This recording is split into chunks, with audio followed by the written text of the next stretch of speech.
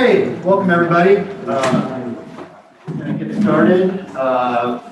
Appreciate all you being here. Thank you to the UAB for meeting with us in this joint meeting. We are going to be visiting a couple city commissioners. I know Commissioner Johnson will be out, and I think Commissioner Santos as well. But we'll get started nonetheless.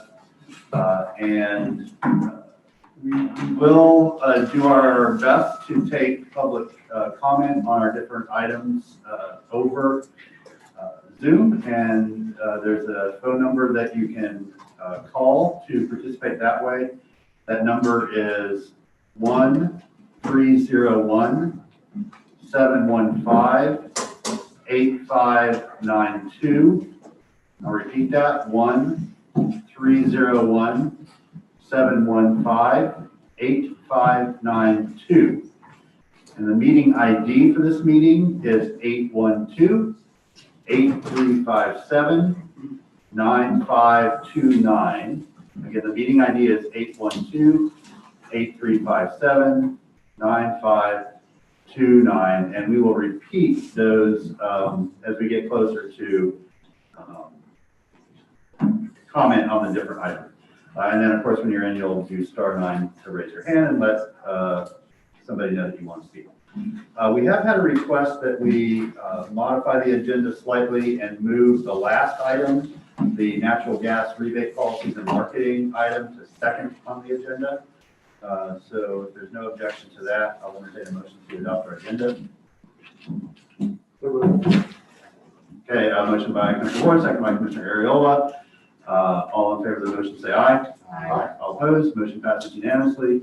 And I'll throw it over to you, Mr. Chair. Thank you, Mayor. Members of the UAB, there's been a motion to move the agenda item 210-206 up second. Do I have a motion to adopt the agenda as modified? So moved. Thank you. Second. Commissioner Lewis, thank you. Member Porter. All those in favor, please say aye. Aye. All opposed? Passes. Thank you. Okay, we've got an agenda. So first up for discussion tonight is an item that was moved from our city commission meeting, so our folks could be here.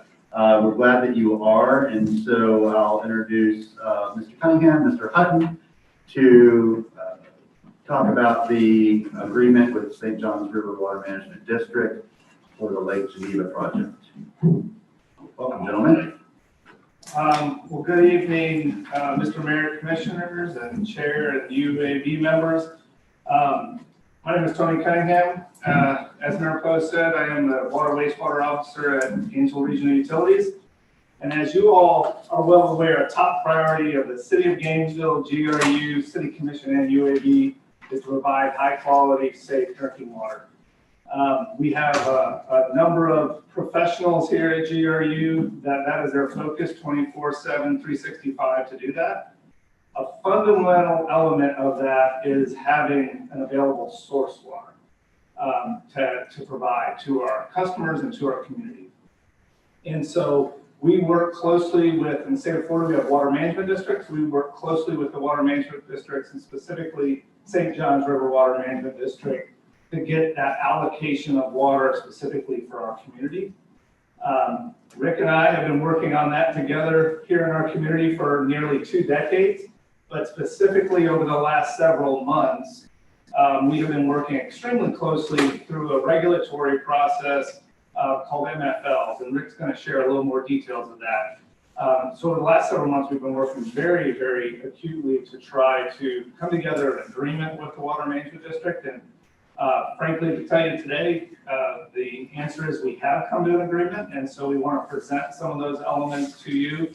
We have presented some of this to the UAB already, but we have a little more information because the Water Management District did go to their governing board and has voted to accept the agreement. And so we're going to show you some of those elements today and ask you all to do the same. One of the things I did want to say before I turn it over to Rick, though, is a very specific thank you to Rick Hutton and the work that he has done specifically over the last 3 months, along with our city attorney's office and Lisa Bennett, who's here in the back, as well as we have external counsel Eric Olson, who is actually joining us remotely as well. They just have done a tremendous amount of work, not only for our community, but for all of North Florida to really ensure a good water supply, safe water supply well into the future. And the governing board and executive director of the Water Management District actually acknowledged them specifically at the governing board earlier this month. And so that is, I knew Rick was not going to slap himself on the back, so I wanted to take the opportunity to do that and thank him for that. So with that, I'm going to turn it over to Rick and he'll provide additional detail and context. Good evening, I'm Rick Hutton with Gainesville Regional Utilities. Wanted to provide you a little bit of a context of why this agreement that Tony's talking about is so important. So as Tony had indicated, we withdraw our water supply from the Florida Aquifer, which we use to supply our community. Any withdrawals of groundwater have an environmental impact. We strive to minimize our impact both through water conservation and water reuse, including our aquifer recharge projects. A primary function of the water management districts is to monitor water withdrawals and to monitor impacts on natural water bodies with the idea that they want to make sure that there's not going to be unacceptable harm to those natural water bodies. The MFLs, as Tony talked about, minimum flows and levels, is a regulatory tool that they use. They set these MFLs individually for different water bodies. It's a pretty complicated process, involves a lot of computer modeling as well as field work to develop these MFLs. Some water bodies are more sensitive than others. The Lake Brooklyn and Lake Geneva, which are located in Keystone Heights, are particularly sensitive both to weather and to pumping impacts because of the geology in that area. In order to meet those MFLs, really, the MFL has been proposed. Really, the only way to meet that is through this Black Creek project, which is a project that the Water Management District, St. Johns River Water Management District will construct. It's a $83 million project. The district has secured $48 million, most of it from the legislature. They were seeking cost participation from permitted users to help make up some of the difference between the $48 million they have and $83 million it will cost to do the project. They had initially approached us as well as the other three larger utilities in the region, including JEA, Clay County, and St. Johns County. They had originally back in March of this year proposed that we contribute $5.5 million towards that project in order to meet our requirements. We had stated, and we feel like that, well, we want to do our share to offset our impacts, but we had felt like that amount was not really equitable to our customers, and that there needed to be further discussion about how to develop a clearly defined cost basis and develop a very clear agreement. So as you recall, though, back in April of this year, the St. Johns River Water Management District Governing Board had moved forward with adopting these rules. Unfortunately, that put us in a position where we had to file legal petitions really to preserve our rights. So we did that along with the other utilities. At the same time, though, we continued to work with the Water Management District staff and really had a number of really focused meetings where both their staff and we worked really, really hard to come up with an equitable and defensible agreement, which we did. And so what is being proposed is that GRU would contribute $2.71 million for this project. So it's about half of what had been originally proposed. We would do that, and half of it would be paid this year, half of it would be paid next year. In exchange for doing that, we will fully meet all of our obligations for meeting that very critical MFL, which is really important in securing our long-term water supply, as well as, basically offsetting the impacts that our customers have on those water bodies. The district would be responsible for constructing and operating the project, so our responsibility ends with us making that payment. In conjunction with doing that, we are going to seek having our permit extended, our water use permit extended, and also this framework that we developed is reproducible for other users, so the district has indicated that they intend to use that same methodology for assessing other permitted water uses in the district. And also, if at some point we need more capacity due to growth, we would have the ability to pay more and get that additional capacity, which is a good thing to have.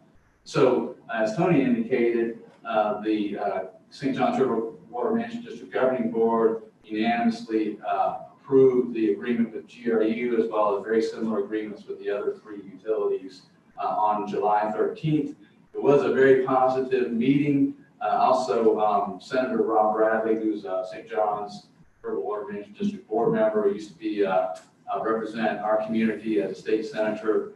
He asked me specifically to relay to the Gainesville City Commission that he really appreciates the City Commission being involved and educated on this, and that he really appreciates the partnership of the City of Gainesville and GRU on this project, as well as overall on water supply planning, and also that he really enjoyed representing our community when he represented us in the legislature. So if the City Commission approves this agreement, then we will be able to withdraw all of our legal petitions.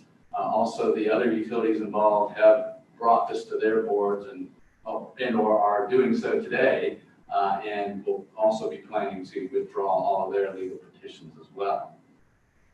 So with that, I can read the recommendation to you, which is in the agenda item, which is 1, the City Commission approved the proposed cost participation and escrow agreements and have the mayor sign them.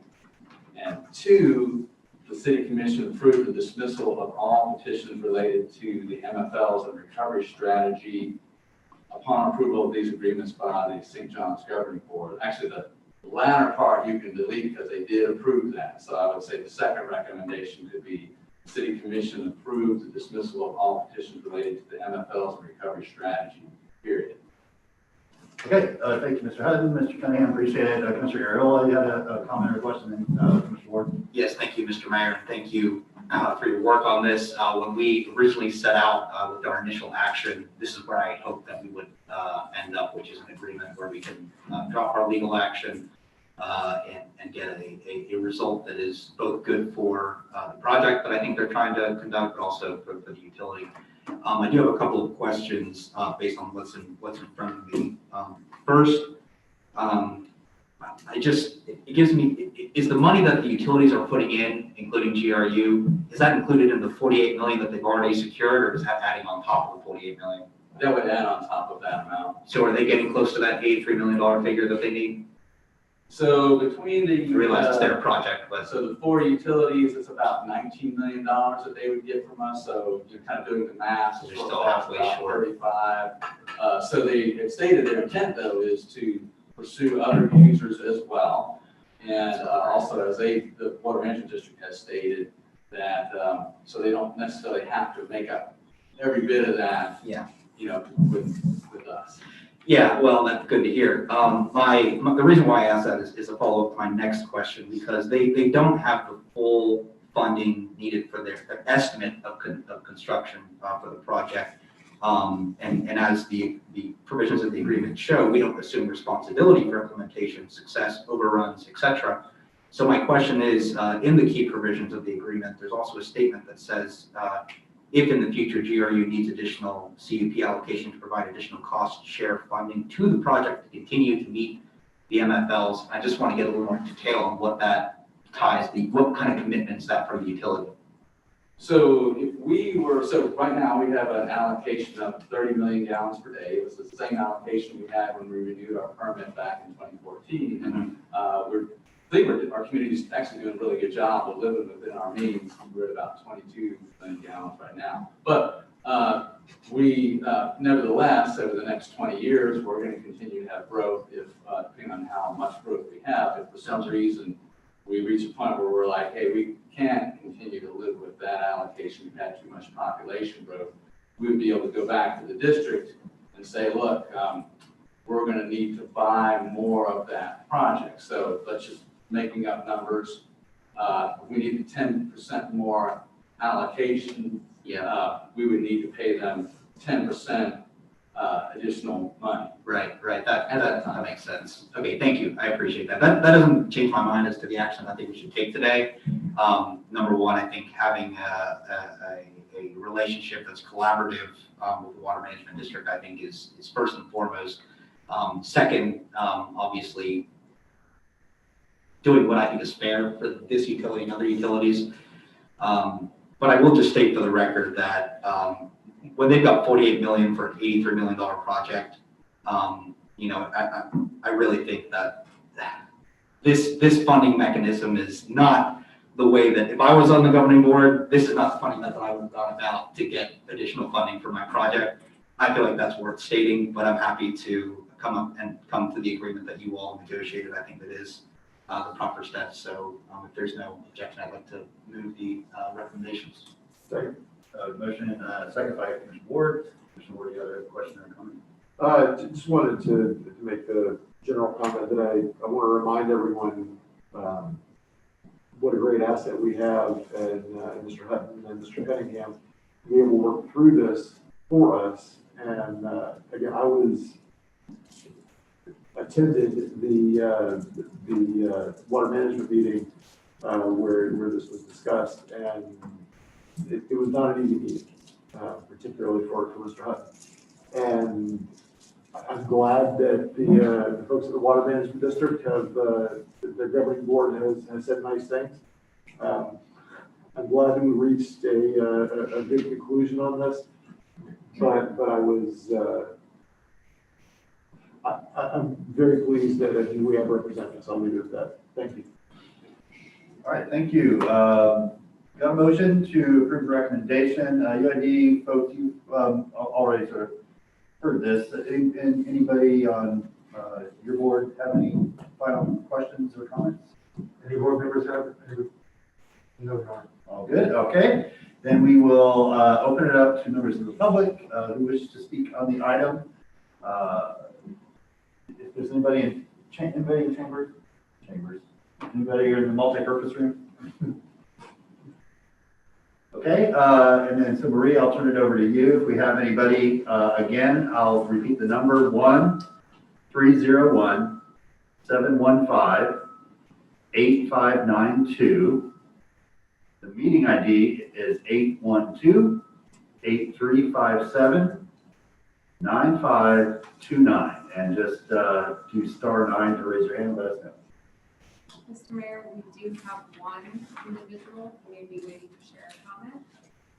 Caller ending in number 2075. If you'd like to share a comment, please go ahead.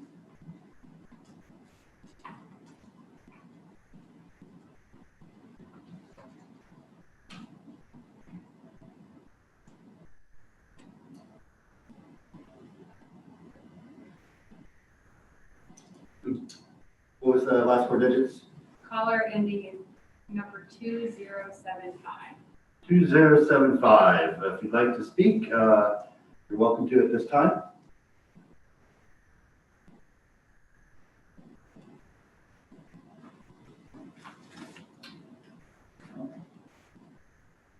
Do one more try.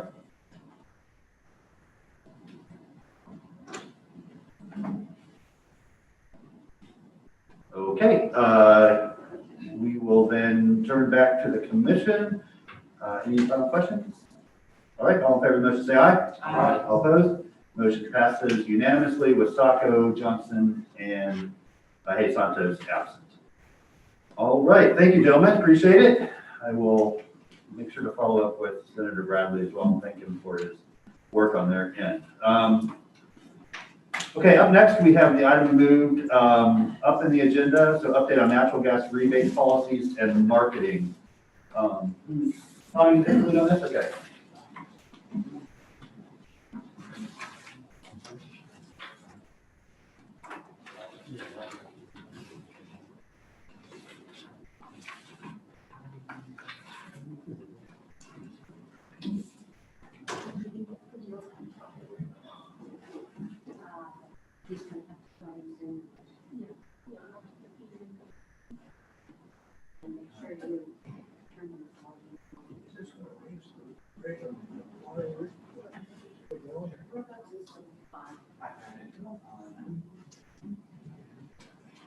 I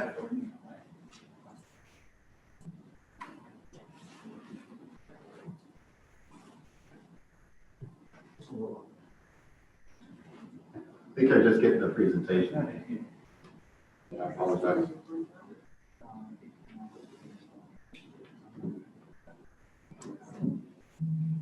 So, Mr. Brown, while we're waiting, could you tell us how GRU has been doing with all the recent storms while you're waiting on the presentation? We've been getting very wet. Very well. Actually, also coming through, talked about 8 inches of rain across the area.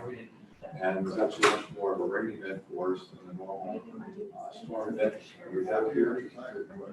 Physical damage to the electrical side of the house was very minimal. We had a couple broken poles, a couple transformers, a few down wires. But on the water side, it was pretty severe. And in fact, it wasn't over when most folks thought it was over. A week later, we were still battling water from our various lift stations that were basically being overwhelmed with the amount of water infiltration on the ground. Particularly out across 75, I guess over 92nd Avenue, that area was basically underwater for well over a week. So we had teams working around the clock, and Tony, I think, has left people that will give you a better briefing than I can at this point. But I know at one point we had at least 13 trucks engaged, as well as our own tanker trucks, pumping water 24/7 from the various lift stations to try and keep them under control and overflowing. He also did some bypassing from Main Street facility, which was pretty well maxed out, over to Canal Hall to try and keep our number 1 lift station, I believe, from overflowing. So it was pretty dicey. We didn't lose power at any lift stations, which was good, but overall it was a good effort. We handled it with our internal resources outside of the pumper trucks. I guess financially, these things always have an impact with the amount of overtime, particularly with the rental trucks. It was probably $500,000 to $600,000 to recover from it. As a resident of one of the neighborhoods that's across the creek, I want to give you my personal thanks because your tanker trucks are in and out of our neighborhood all the time over the last couple of weeks. We have a lot of water down in there. And I have to commend the GRU on the great job y'all did on keeping us from going under. The team worked real hard. Very proud of them. Thank you. We're working through the financial, the technical obstacles that we're trying to get ready here, but What technical obstacles? we're ready to go. Mayor Powell, members of the city commissioners, and Chairman Wheeler, members of the UAB, Tom Brown, Chief Operating Officer for GRU. With me tonight is Thomas Lipton. And he is one of the new additions to our team. I guess you've been over a year or so. Yep. In our gas planning division, works for Mr. Hewitt, sitting in the background, head of our gas distribution group. We were asked by, I guess, the UAB and also the city commission to put together a business case along with the financial impact of what gas rebates mean to GRU. And that's what we've done tonight. And I think we're going to present not only a business case for the financial impact, but maybe even a little bit of an environmental case for why we believe that the rebates should remain in place and our advertising in place. That we believe that gas really is a clean product. It's one of the cleanest energies we have available for the community of Gainesville. But the rebates are important for several reasons. First, they allow GRU to expand its revenue base by delivering natural gas service customers who would otherwise be served by electric service providers, such as Clay or FPL. You'll see later in the presentation that Thomas is going to do that the overwhelming portion of the rebates are used by developers who are building outside of GRU's electric service territory. And the key point here is the rebates earn GRU new business. We're not cannibalizing from our existing business. I think you'll see from Thomas, I think almost 66% of our new customers come from outside of our electric service territory. The second, the size of the GRU rebates allow the utility to earn revenues to pay back a rebate investment in approximately 2 years. The key point is the rebates are a solid investment. Third, maybe more importantly, creating 500 or more new GRU gas customers each year keeps those customers from using an electric service provider that's using 96% fossil fuel generation.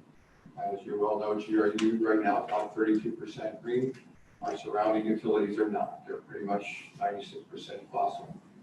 And fourth, by using natural gas directly within the appliance, GRU's new natural gas customers are experiencing incredible combustion efficiencies, not equal to GRU's power plants. So you'll see from the slides, you actually emit less by burning the gas directly than you do converting the gas to electricity, and then subsequently using electricity to generate the heat within the various appliances. And if these facts weren't important and compelling enough, the peer-reviewed facts show that the natural gas leakage within the system is about 1%. I think 0.08% is the number we've actually come up with. It's the cleanest source of reliable energy there is, short of nuclear power. So with that, I'll turn it over to Thomas Lipton and let him go through his presentation. And if you need, I think we also brought with us an overhead map that would be GRU's electric service territory, as well as our gas service. You can see the extent that our gas service actually extends way beyond and outside our electric service. Nice. Thank you. Thank you, Tom. Again, my name is Thomas Lipton. I've been at GRU almost 2 years. I'm the gas plant engineer. As he mentioned, there's two good points, like the two main points that we want to make here, is that it helps GRU, our rebate program helps GRU in two big ways. One, as Tom mentioned, it is the cleanest, most reliable energy that we have available. I know there's other cleaner options, but it's the best we have now. The other is that it generates significant revenue outside of our electric territory. So it's all new customers.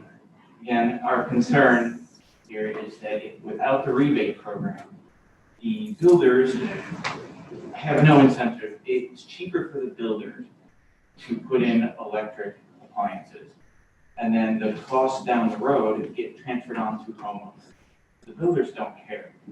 We want to make them care. The rebates help them.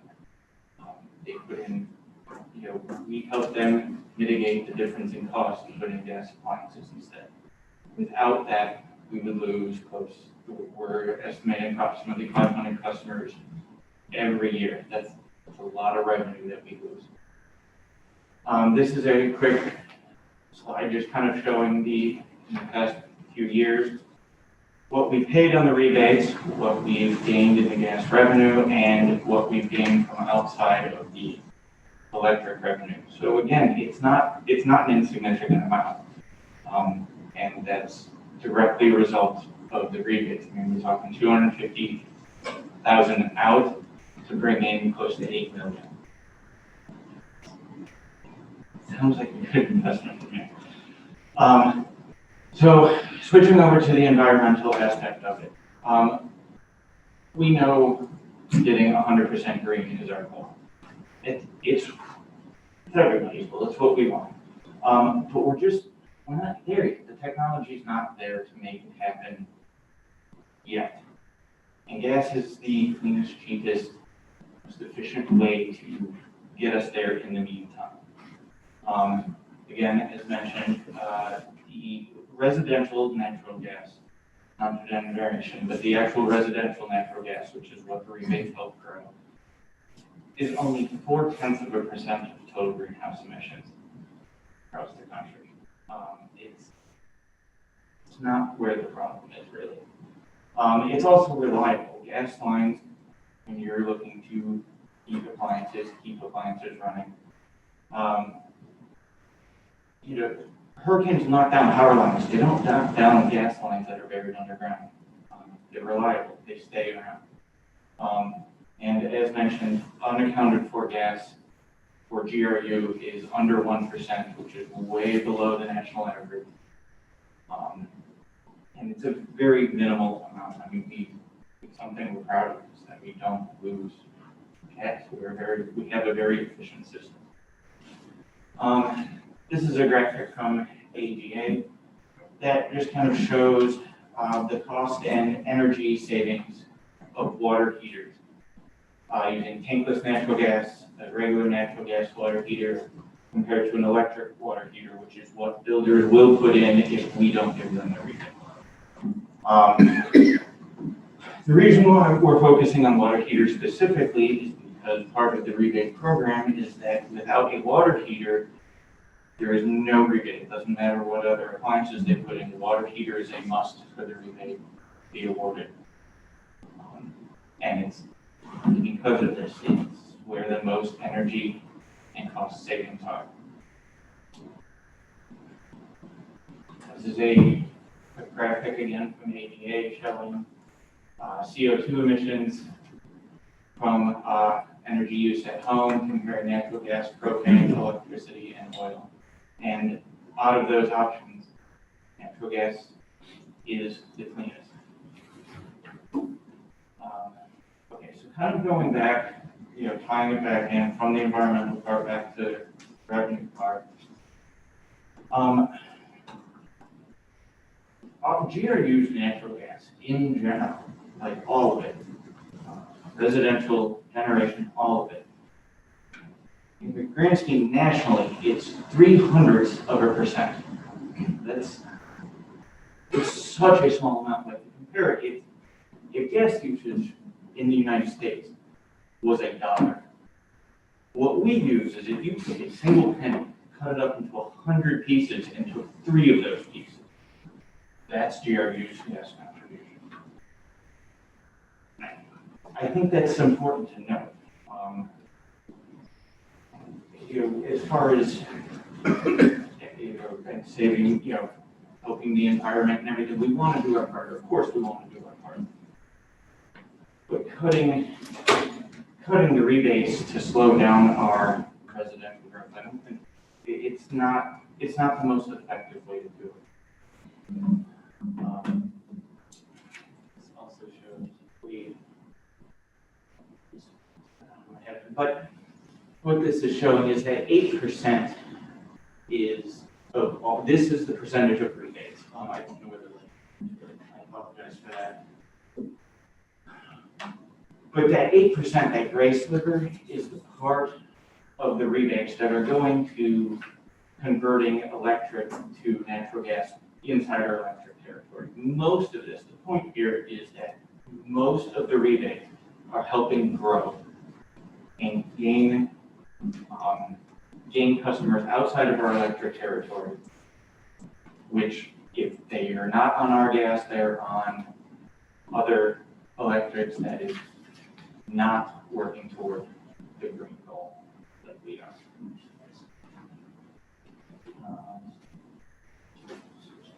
There it is. Okay. This is the last slide. But again, as Tom mentioned, our return on the rebates is 2 years. We make that money back that we spend on rebate per house. We make back 2 years. And then from there, it's all profit. It's all revenue generated. On average, we spend about $550 on a house. That's what the average household rebate is. It's also important to note, going back to that other 8% that is converting inside the electric territory, we want to mention that this also helps lower income houses in GRU's electric territory. The ones that are having trouble paying the bills, that are burning things on propane, which is really cost inefficient and not as good for the environment. Rebates could help them as well, convert to natural gas, lower their bills, and help our customers. And that's it. Does anybody have any questions? All right, thank you. I appreciate it. Start with the commission. Any questions at this point? Okay, turn it over to you, Mr. Wheeler. Thank you, Mr. Mayor. I'll let my members go first. So who would like to speak first? Mr. Davis, I see your hand is up. Yes, I'm just curious about the conversion from propane to natural gas, because I could see a big benefit for people who are on propane. Have you been tracking that? Do you have any data on how many people you're converting? Because I'm thinking you've got to run the natural gas lines to their property, which may be a rural area. And I'm just guessing it could be expensive for GRU to convert people.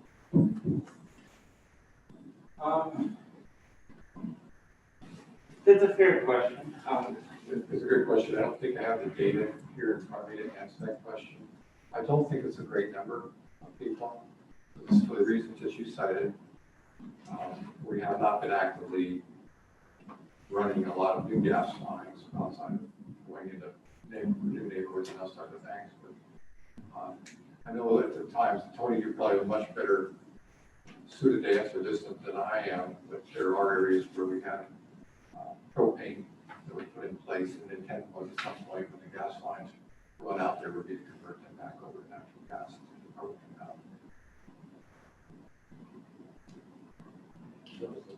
We can certainly gather that information for you and bring them back. Yes, if you wait for the next UAV meeting, next workshop. That'll be good for you, Mr. Davis. Yeah. Ms. Furman, please.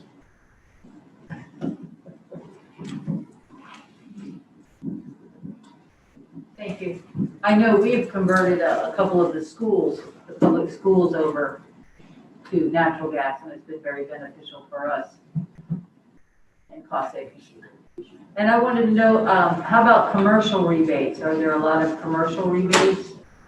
I saw this is residential. I can't quote you exact numbers, but I can tell you that an overwhelmingly large number of them are going to builders, to home builders, because that's where the growth is.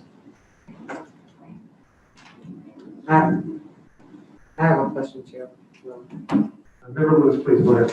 Yes, sir. You mentioned the benefit to low-income properties.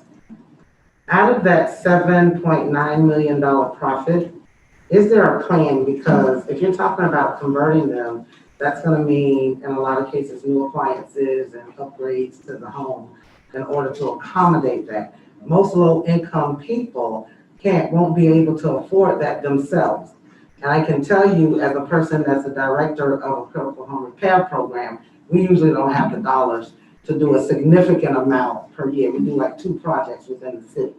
So I'm interested in knowing, is there a possibility, or what is the plan for us to increase that amount and actually do some intentional work to convert folk that are on propane over to the natural gas so they can capture that savings and we can capture more of the, whatever the benefit is to GRU. Is there a plan to make that happen? Because it looks good on the slide to say they need to save money, but without a clear direct, I don't see how that benefits them any. I think part of the point we're trying to make is that either natural gas or LP is a much cheaper option than electricity for the customer if they have that opportunity to use those services. I don't know at this point if there's any direct plan to increase funding or to provide the type of programs that you're looking at. Is this something you think that will possibly be able to be discussed with Mr. Shepherd and Ms. Thomas that's over the LEAP program? And think how we can maybe incorporate something into that program where there's an opportunity, maybe at share of cost, maybe certain customers may be able to share the cost with us. And that way we can help lower some of the utility bills in those homes. Let me jump in here, Tom. Can you hear me? Thank you, sir. Go ahead. Yeah. I appreciate the direction of your question. The reality for all the build out of these services that go into communities, it's kind of like Tony, phrase on the water wastewater side, developer pays. We need somebody that goes into those communities that pays for that infrastructure that goes into it. It's no different than GRUCOM, where we want 100% take into a community. The same thing goes for the natural gas side. So if we have opportunities within communities where there's substantial conversion opportunities that will pay us back, just like they're looking at with the rebate program. with a two-year payback. If there's those opportunities that provide the return on investment for the utility, we will explore them. And as far as I'm aware, there aren't any such opportunities other than exist with new developments where you can get the whole community. It's very hard to retrofit a community and spend the money and put the pipes in that then hope that you can get people that will convert their homes over with the $5,000, $10,000, $15,000 of appliances that they have to convert from electric into gas. So it's a complicated solution. It's one that we could look at to bring back and show the commission, where some of the broader opportunities are, but we haven't been able to find them thus far. Absolutely. Thank you so much, Ed. And I do, I'm not disagreeing with the rebate program at all. When you look at those type of figures, I just wouldn't use the benefit to low-income families as a selling point. If at this point you have no clear indication of how you're going to benefit low-income families. And we should be deliberate in our messaging, because what happens is people hear this and they think they have an opportunity that they don't have, and we get overwhelmed with the calls when it's you guys kind of putting out the message. There's going to be a program and we're going to have this, and GRU has this, and they think they can participate. So just be careful with the messaging. If there's not a clear indication of how we're going to benefit low-income families, let's not make that a selling point. But I do think that the rebate program is a good program. Yeah, I appreciate that comment. You're exactly right. You throw a message out there and it comes right back at you and hits you in the face. Dr. Porter, please. Could we go back to the presentation, that slide that shows the electric resistance and the tankless, and is that still up? Yeah, just Talking about. the three different heaters. Yes, There you go, right yes. there. Well, what kind of surprised me is you don't have a heat pump water heater on there. A heat pump water heater with a coefficient performance of 3, which you can buy on a warranty right now from all the major manufacturers.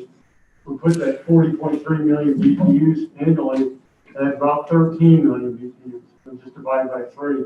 And so that would be the best bet on an energy point of view, pollution point of view, CO2 point of view, and cost point of view. It also increased electricity sales, which is what we need. So, and then the whole thing about natural gas is you're tying yourself in on a stranded investment.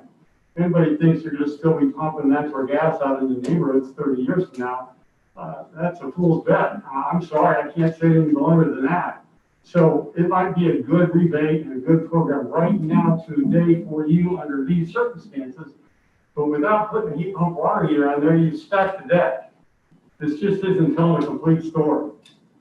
And that's all I can say about it. It's just not a complete story. Thank you, Dr. Porter. Are there any more? Yes. Doctor, go ahead. First, a question. So inside, I know you said that most of the rebates are going outside the territory. Inside the territory, what's the net impact to a profit for GRU in the city if someone's converting from electric to natural gas? Is it positive? Is it negative? I think it would follow basically the same formulas on the slide as far as the payback for construction versus the 2-year payback after that. About the same margins. Well, you're reducing your electricity sales in exchange for increased natural gas sales. It would be a cannibalization. It would probably be a negative impact on the electric.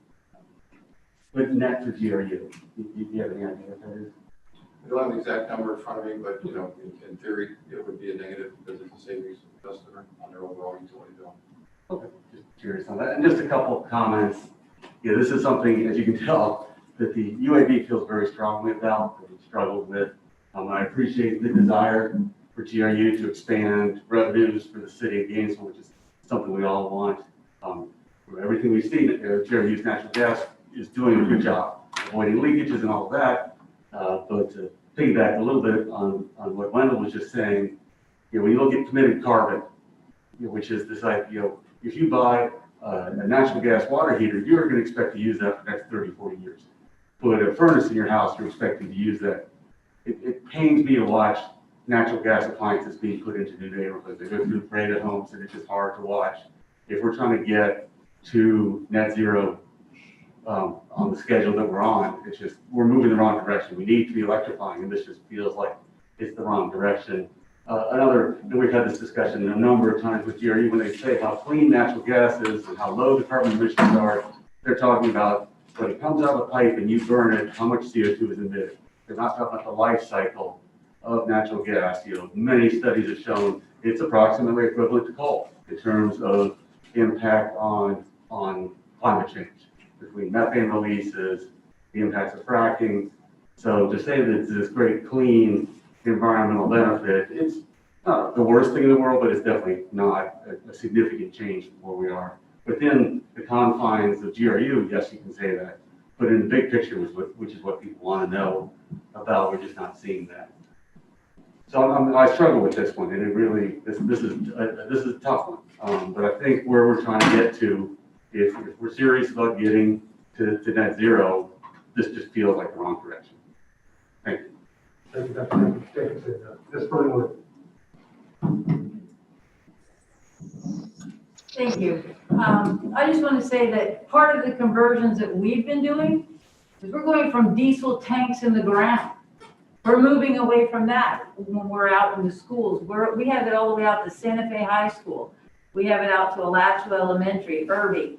So we've done conversions moving away from diesel tanks, diesels for generators, to natural gas, and we have a set of stores for that. And we're outside of this electric territory, but we're moving away from those fuels. So it's kind of hard, but you have to consider where some people are coming from as we move in this direction, and we can't move to electric because we can't afford it. So this is our best option too. And commercially, when you have a lot of tanks in the ground, that's a whole nother story for our water. So I just want to throw that out there as we're talking about this. There are cases where this is the best case to move from to the next direction until we get somewhere else. Thanks. Thank you, Ms. Burnwood. Do we have any other members' comments before I, yes, Ms. Crowe, please, Chuck, go ahead, please. Yeah, that's all. Well, we all know that in January, we had a polar vortex where natural gas was totally unavailable in Texas. And we had a report to the UAB that natural gas wasn't available to GRU during that time, and GRU had to switch to other fuels. What happened to these natural gas users along these lines up in Alachua and the schools and so forth during January? We purchased gas for those facilities. We actually had to pay a premium for it because it was gas, our allocation. To be more precise, we could buy gas, or we could get gas delivered. We couldn't actually buy gas off the market because it was restricted. And they gave us an allotment. When we exceeded that allotment, we bought it at a penalty. But we would supply those customers always. Did we make a profit during that time? On those days, on those customers, probably not, no. But it was for probably, 72 hours? And it happens once every 15 years or whatever. It's not that catastrophic for us. Thank you, Member Crowe. Are there any other UAB comments before I make mine? I just have one more, and it was more of a question. You mentioned in a slide that if we, at this point, ended the rebate program, we have the risk of losing about 500 customers, right? What type of financial loss is that? Those 500 customers? The loss would be we would not. The 7.9 million profit that we were getting off of the $257,000. Incrementally, that's what we would lose each year. Yes, we're not picking up the additional 500 customers each year. And that's not, I'm sorry, just one more point. I have to agree with Wendell Ford. I'm not saying that this is ideal right now, but it does produce a savings and still gets a significant amount of profit back for the company. But I do agree with Wendell and Barry. It is not sustainable, and I don't think this is something that we should be sitting on. But right now, I think it would be detrimental to the company to have that loss when we're already kind of struggling with it. That's just my thought. Member Foltz and then Member Jacobson. Okay, so, I mean, there's two arguments being made here. One is that this is financially beneficial to GRU. And I know we just heard that there's a slice of that pie that is actually financially detrimental to GRU. And that's the piece where we're cannibalizing our own electricity customers and converting to natural gas. And I know for me personally, that's the part of it that I would most like to see cut. It's a relatively small part of the pie, but I think it would make a difference to people in this community, and I think it would benefit the utility from a business perspective. And then secondly, this conversation about natural gas being clean fuel. This has been a really ongoing point of contention between the UAB and the general manager about the language that the utility uses in discussing natural gas in the community. And I'd really like to hear from our commission because, on the one hand, we have this plan to, basically reduce our carbon footprint. On the other hand, our utility is out actively advertising natural gas as a clean fuel.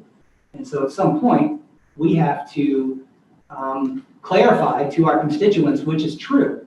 Do we actually want to get off of this greenhouse gas emitting very dirty fuel that's detriment to our planet, or do we want to keep it around? I think we have to be really clear about that. So I'd love to hear from you all about that. But for me, that's kind of the two pieces of this that I would like to, if possible, I'd like to come away with. One is that we cut out that piece of the pie where we're cannibalizing our electrical customers. And two, we send really clear direction to GRU that regardless of, if there's financial incentive for people out there outside of our electric service territory to get natural gas, then fair enough, but we aren't going to couch it in this environmentally friendly language. So that's it. Thank you. Thank you very much, folks. Governor Jacobson. Just to piggyback on that just for 1 second, and one thing I go out and I give a lot of talks in the community, and I brag about what GRU and the city of Gainesville are doing, and people are very surprised at how far ahead we are compared to the rest of the utilities. And GRU does, and the city has a lot to be proud of. But to Member Foltz's point, they're saying, well, we're hearing these commercials, and they use stronger language than I will, but they feel like if they're telling us this, what else are they telling us that isn't true? So I think it is hurting us. And just a clarifying question, you talked about the revenue, 7.9 million revenue. I just want to clarify, there's revenue and there's profit. Can you give us something what the profit is per year generated by the rebates?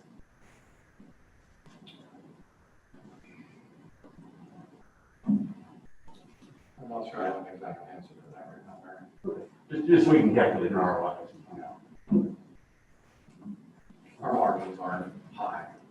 That's so high enough to remember our capital costs over 2 years. So it's a 2-year payback based on the revenue, but okay. Thank you. Yeah, along those same lines, I gotta go back to that slide with the 7.9 million and the 500 additional customers. Well, if you do 8 million divided by 500, that's 16,000 per year per customer. Something wrong with the math there. I don't think we generate $16,000 per year per customer on natural gas. So either I'm misinterpreting the slide horribly, or there's some other explanation. I think it was back further. Yeah, it's back further. Yeah.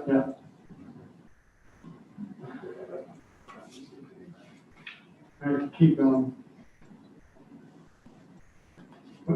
Yeah, the wrong way. Other way, yeah, sorry. It's right at the beginning. It's like the third slide in the beginning. I think you're talking about slide number 8, where it has total revenue and then total not ESA revenue. And that's the total gas system. Right there. That's the total gas system. Yeah, and you got 7.9 million extra revenue. That's 16,000 per customer. I don't think so.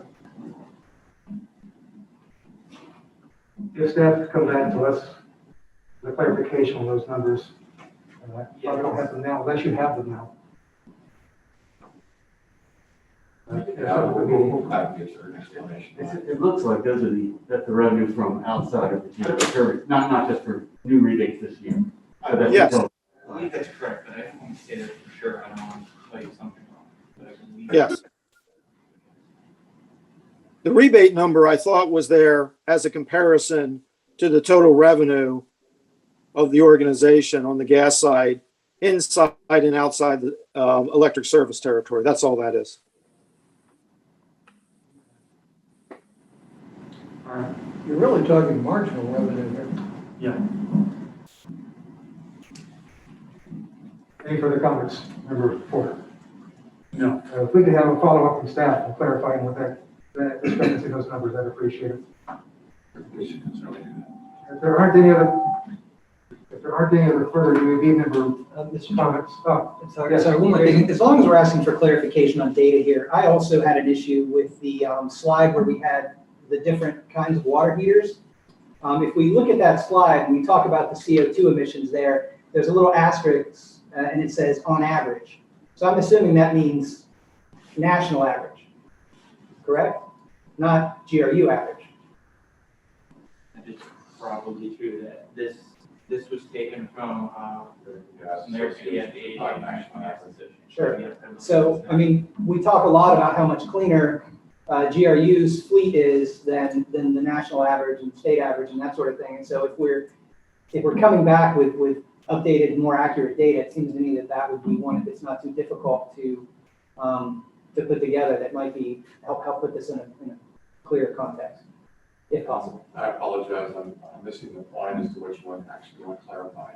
Well, so we're talking about the CO2 emissions, right, for these different options? Right. And so we're saying that is under an electrification scenario with average generation, not GRU electric generation, correct? No, the first two, the tankless natural gas is just. Well, right, okay, so the third one basically is what we're talking about. Yeah, it's the third one. But 5 tons. 90% of those customers are outside the electric service territory, where it's only 4% non-fossil fuel generation. So that's the point. It's not the point for the 8% that are within the territory. Fair enough, you're right, yeah. I mean, I'm really focused on the electric customers in our territory, so fair. Yeah, no, and that's understandable. Yeah, I get it.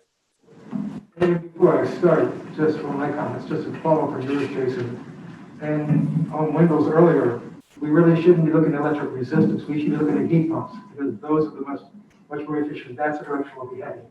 This is kind of like going out and getting a 1950 Ford and saying, my current toilet is more efficient than your 1950 Ford. It's not really, I mean, we should be looking at what the available technology is.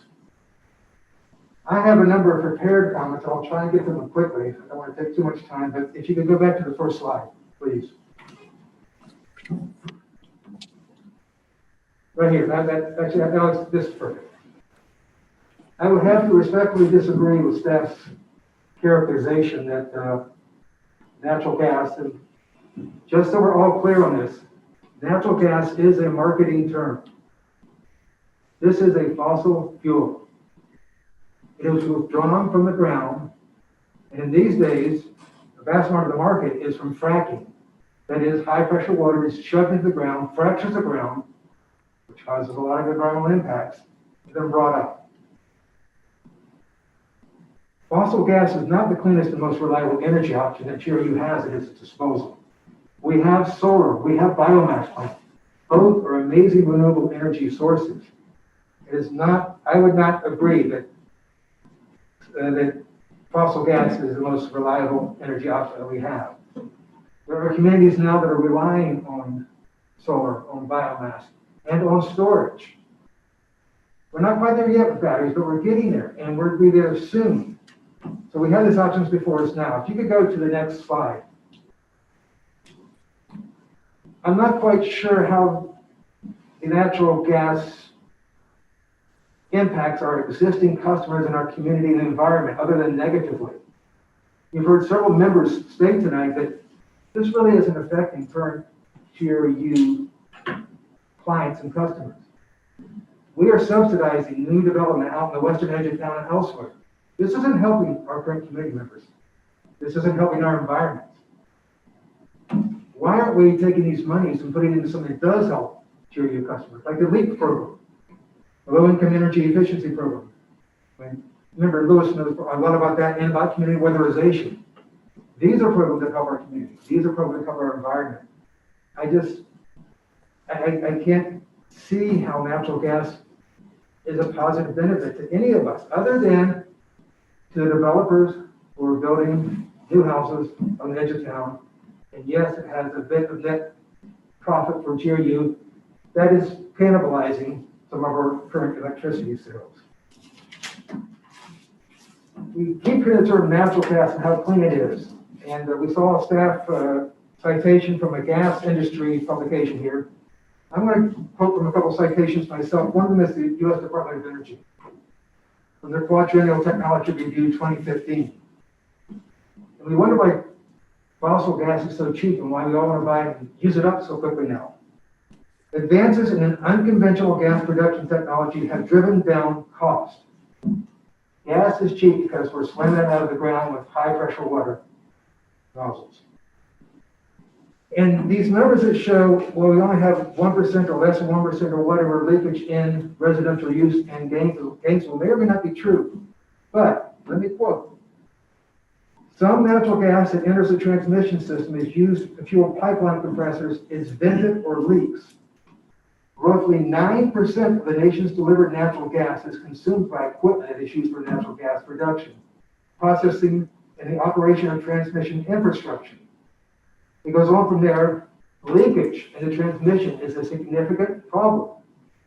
It's hard to tell how much we've lost because we don't know. Just like we're monitoring it. Fugitive emissions and losses from leaks in natural gas infrastructure negatively impact both the environment and the economy. Reducing methane emissions is important in today's marketplace and environment. Methane is the quiet killer that no one's talking about here.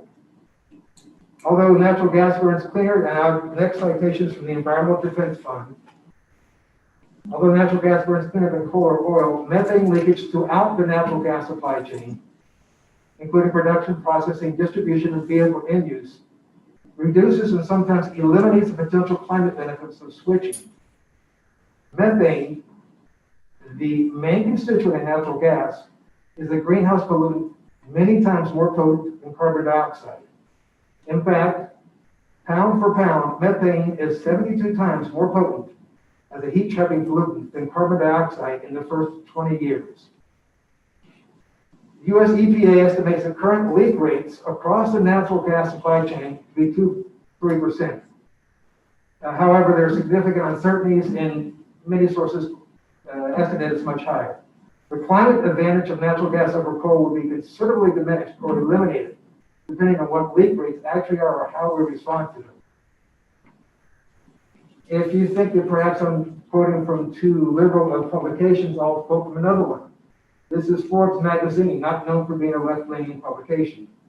This is a 2015 study they are reporting on.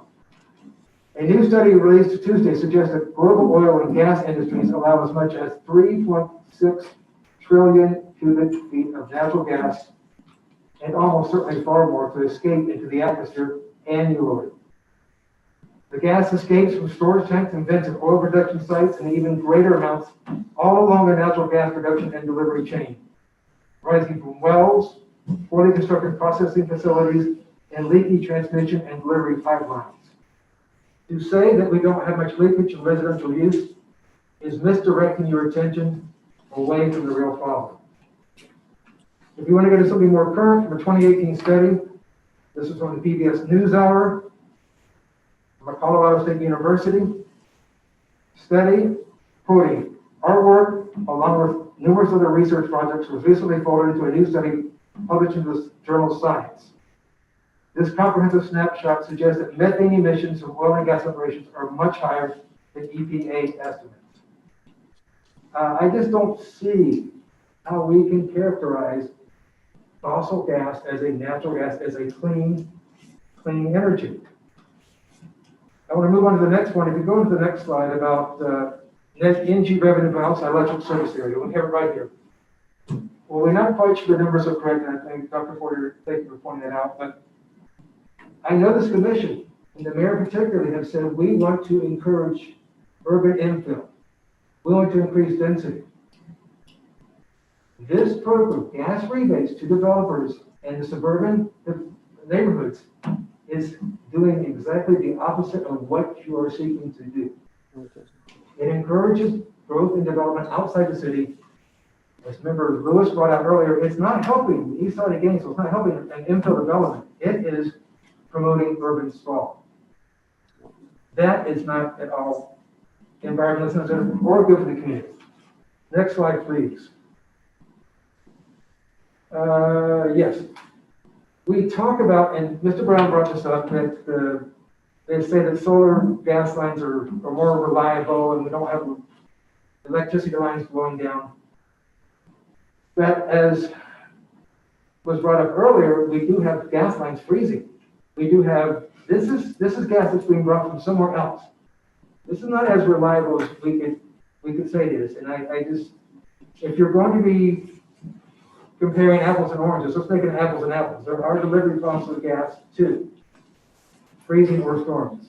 Next slide, please. We've kind of beaten a dead horse with this one. This really bugs me that we would use electric assistance when heat pumps are where we should be going. And again, as backup for this slide, for this presentation, there was comparisons of different utilities and the rebates they offered, and it showed how much gas other utilities were offering. There's a little bit of cherry picking going on here because those other utilities have multiple rebates. Check out the city of Tallahassee. They have all kinds of rebates for heat pumps, for appliances, for Energy Star. I mean, if we're going to be doing rebates for this, we should be doing rebates for all of them, not just for gas, and we should be comparing what the programs are doing all together. Next slide, please. CO2 emissions. I think I've covered this more than enough, but it's the total methane, the total CO2 from natural or from fossil gas production, delivery, and use is far higher, I'm sure, than what this gas association is showing. You need to consider the total impacts, the total environmental impact of gas delivery and use. Next slide, please. And one more, I'm looking for the NG revenue. I guess, keep going, please. We're looking at new construction, and then the slide I have from our agenda is a little different. 88% new construction and conversion outside of GRU territory. That's a number I just want to repeat. This is people who are not in the city. It's expanding the city westward and outward.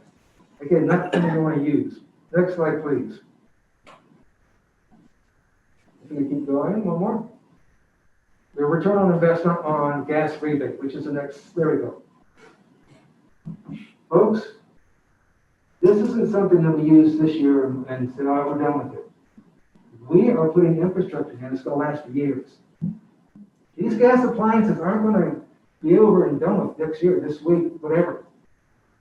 This city commission has committed to renewable energy by 2045, 100% renewable energy. And every penny you spend on gas is establishing more fossil fuel infrastructure. That's going to be in place for many years.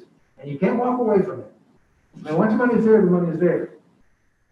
I know I sound impassioned because I am. I believe in this community. I believe in this utility. We're doing a wonderful job here. But it's time to step up and start taking concrete steps now. This is just a small step, but it's an important one. If we're going to get to 2045, that isn't going to happen in 2044. We're not going to wait and say, oh, well, we have to do gas until then because it's cheaper. We need to start taking those steps now, day by day, year by year. We have the technology, we have solar, we're working on a solar farm now. Storage is coming in. It's time for us to say, yes, it's been nice, but let's start investing in our electricity. If we want to increase revenues, I know this is something that not everybody agrees with, but electric vehicles are our future. They are happening now. We make the city, we invite the school board, we invite the county to go to electric. We keep our energy dollars in this community. We're not spending money for gasoline or for natural gas or for anything else from outside the community. We are investing and buying from our own utility and reinvesting back in it. This is the way we go. This is how you make a sustainable, resilient economy for everybody. I appreciate your time and consideration. Thank you. All right, thank you. Thank you. Commissioner, Mayor, I had my hand up. Did you see that? No, I can't. Mr. Blarsky, we've got some commissioners that want to speak as well. Can you pull off your comments? There may be additional things that get brought up that you might want to address. And then Sure. after city commissioners who want to speak, I'll go right back to you. Sure, thank you. Okay, let's start with Commissioner Ward and then Commissioner Ariel. Thank you, Mr. Mayor, and thank you to the UAB members for your input on this. We're to some degree talking about this as if it were an all or nothing approach. And I'm not sure that has to be the case. I wonder if it's possible, because there are some points that I've heard that make a lot of sense for conversion and rebates to gas, particularly what I heard about the school system. We're talking about taking a really inefficient, really dirty system with buried diesel tanks and changing those to gas. Where we're doing things like that, that's a very positive move, and I'm glad that it's a thing that we're doing. I can see a case either way on subsidizing into areas that we don't currently serve with electricity. I totally agree that it's facilitating sprawl, but it's not the primary facilitator of sprawl. Sprawl's probably going to happen anyway. If we can get people to use a cleaner source than the electricity they're going to purchase from Duke, which is not the same electricity they would be purchasing from GRU at a much cleaner production, then that's probably a net positive. Within the city of Gainesville, within not the city of Gainesville, but within our current electricity delivery area, I would prefer that if we're going to help people buy a different, we're going to subsidize a newer, more efficient appliance, then we make that electric. And there's no reason we can't do that. I mean, gosh, there are electrical appliances now that are far more efficient than some of the ones we might be replacing. Far more efficient than the older ones.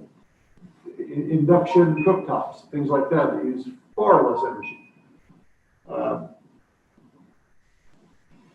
On-demand water heaters, that kind of thing. There's a lot of ways to look at and think about this, but I know that it makes it infinitely more complicated for staff to offer multiple different kinds of rebates, but other utilities do it.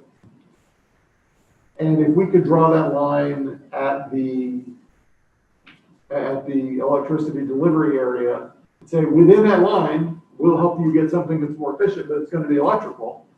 And outside that line, there are options. That would be a path I'd be willing to follow. When we talk about making it when we talk about increasing affordability, one of the ways I hope we're going to do that, and then we haven't been able to have this discussion yet, but I hope that we're going to use some ARP funds to massively subsidize efficiency. And my recommendation was $6 million. Part of that is going to be helping people who can't afford to do otherwise get much more efficient appliances, including primarily, if not exclusively, electrical appliances. So that's a thing that is on the near horizon. We should be having that discussion within the next month, I hope, having to distribute those funds. I completely agree that we should be, follow on what Chair Wheeler was saying about EVs. It is worth thinking about if we took this $250,000 a year subsidy and put it on helping people install EV chargers in their homes. That's a couple hundred charging systems that could be installed. out of that $250 or $250,000, if we assume that it follows the national average of about $1,200 per installation. So that's a thing to think about. And again, I know that it's inconvenient and difficult to shift gears on this, but I think it's the right thing to at least consider. I'm not saying we have to stop and make a change right now, but we need to consider other ways of doing business with it. I absolutely think we should not be using marketing materials that call it clean. It's not clean. I know that there's a lot of case to be made and that it's semantics, but we really shouldn't call it clean. We just shouldn't. Burning something is not clean. Burning carbon is not clean. On a semi-related matter that just sparked a question that I'd had before, I don't need this answer now, but sometime in the not too distant future, I'd like to hear back. I know that we use a small portion of our energy production comes from landfill gas capture, methane capture down in Marion County. And I wonder if there are other opportunities for that, like in the Union County landfill, or exactly how that process works and how we might potentially expand that as well. Just so I better understand that process and how we might use that differently. That has nothing to do with these appliance rebates, I understand, but it reminded me that was a question that I had. So yeah, if we could consider ways to bifurcate the approach, remember that the ARB funding is coming, and I hope that we can use a significant chunk of it for energy efficiency upgrades to make life more affordable for a lot of folks, and stop calling it clean drum marketing materials. Thank you. Sure. Well, thank you, Mr. Mayor, and thank you to the UAB for looking into this issue. Your comments have been very helpful for me and also to the staff for the presentation. I'd first like to ask all our junior staff just a couple of questions about the rebate program itself. What was the initial? I don't want to go through the whole history of it. What was sort of the initial? What was the initiation of the rebate program? When did that start? How did you all come to the figure of 250? Just give me sort of some more detail on that. Commissioner, I don't really have the information. I've worked with the utility for 6 years. This was long before I got here.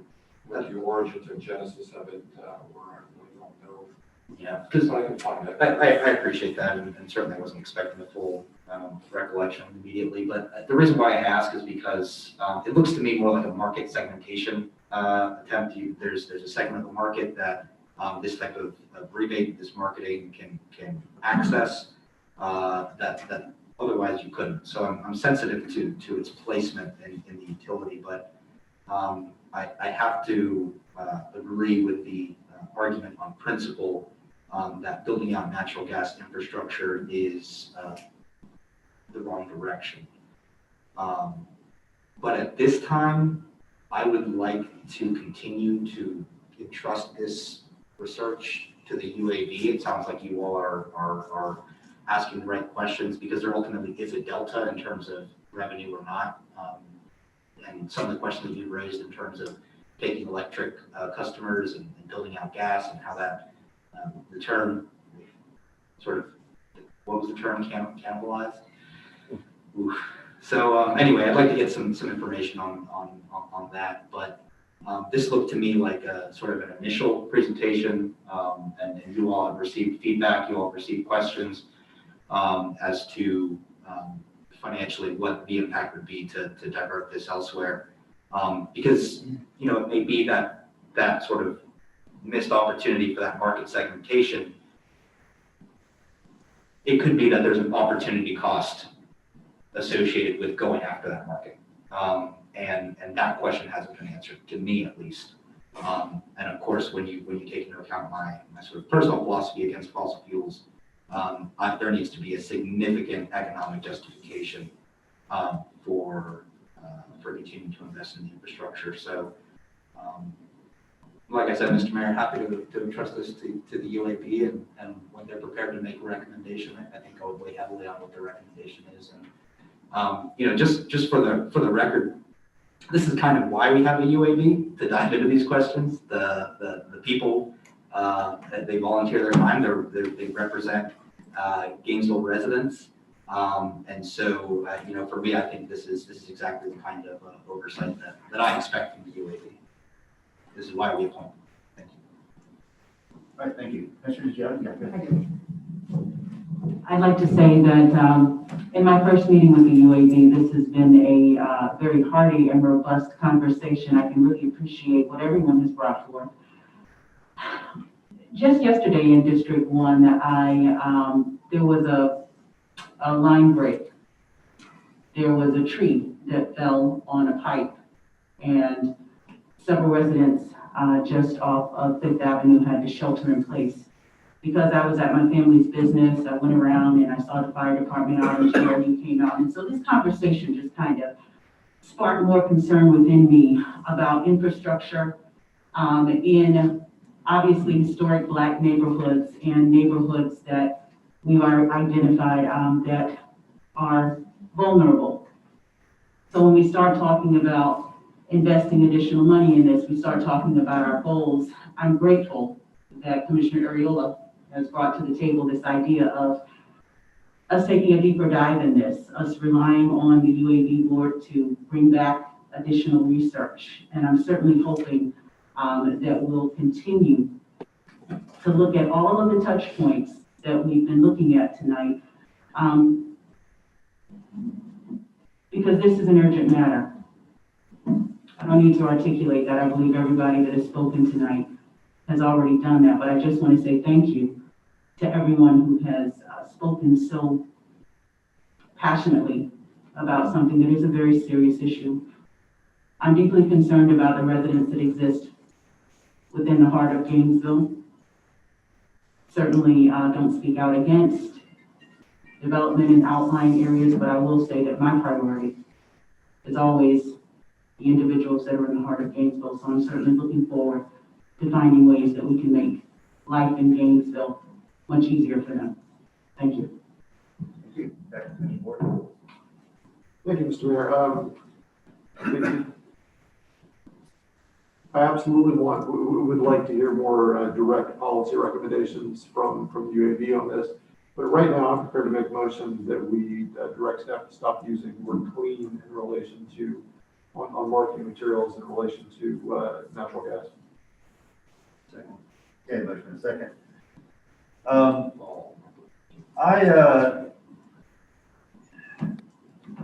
I agree with that. I don't believe that we should have a marketing strategy, period. I think the bigger question for the UAB is to look at the costs and benefits of different rebate programs.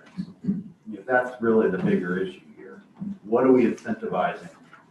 What could we be incentivizing? We used to have a much more robust rebate schema. And they really just fell by the wayside, a little more than a decade ago. We used to do some loan programs, some small to zero interest loans for folks. Go to Member Lewis's comments about how do lower income people access this. So I think there's some creative ways that y'all could think about how we align our policies and our goals, especially when it comes to rebate and what we're incentivizing.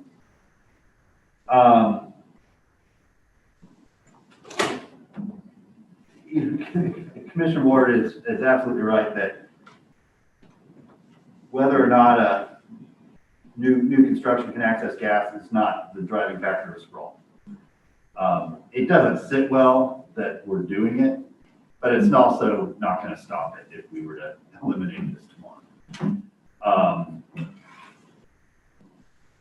And so, I think that for me, the sort of clear and obvious movement forward is that there's no reason we should be doing this within the city of Gainesville.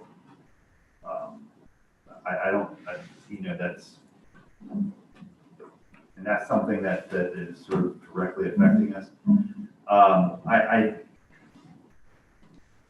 I don't want to take this sort of chainsaw to it when maybe a scalpel is what's needed, because, you know, like the example with the Latch County schools, that's an important example, right? And I would hate to do anything that didn't allow those kind of modernizations to take place. So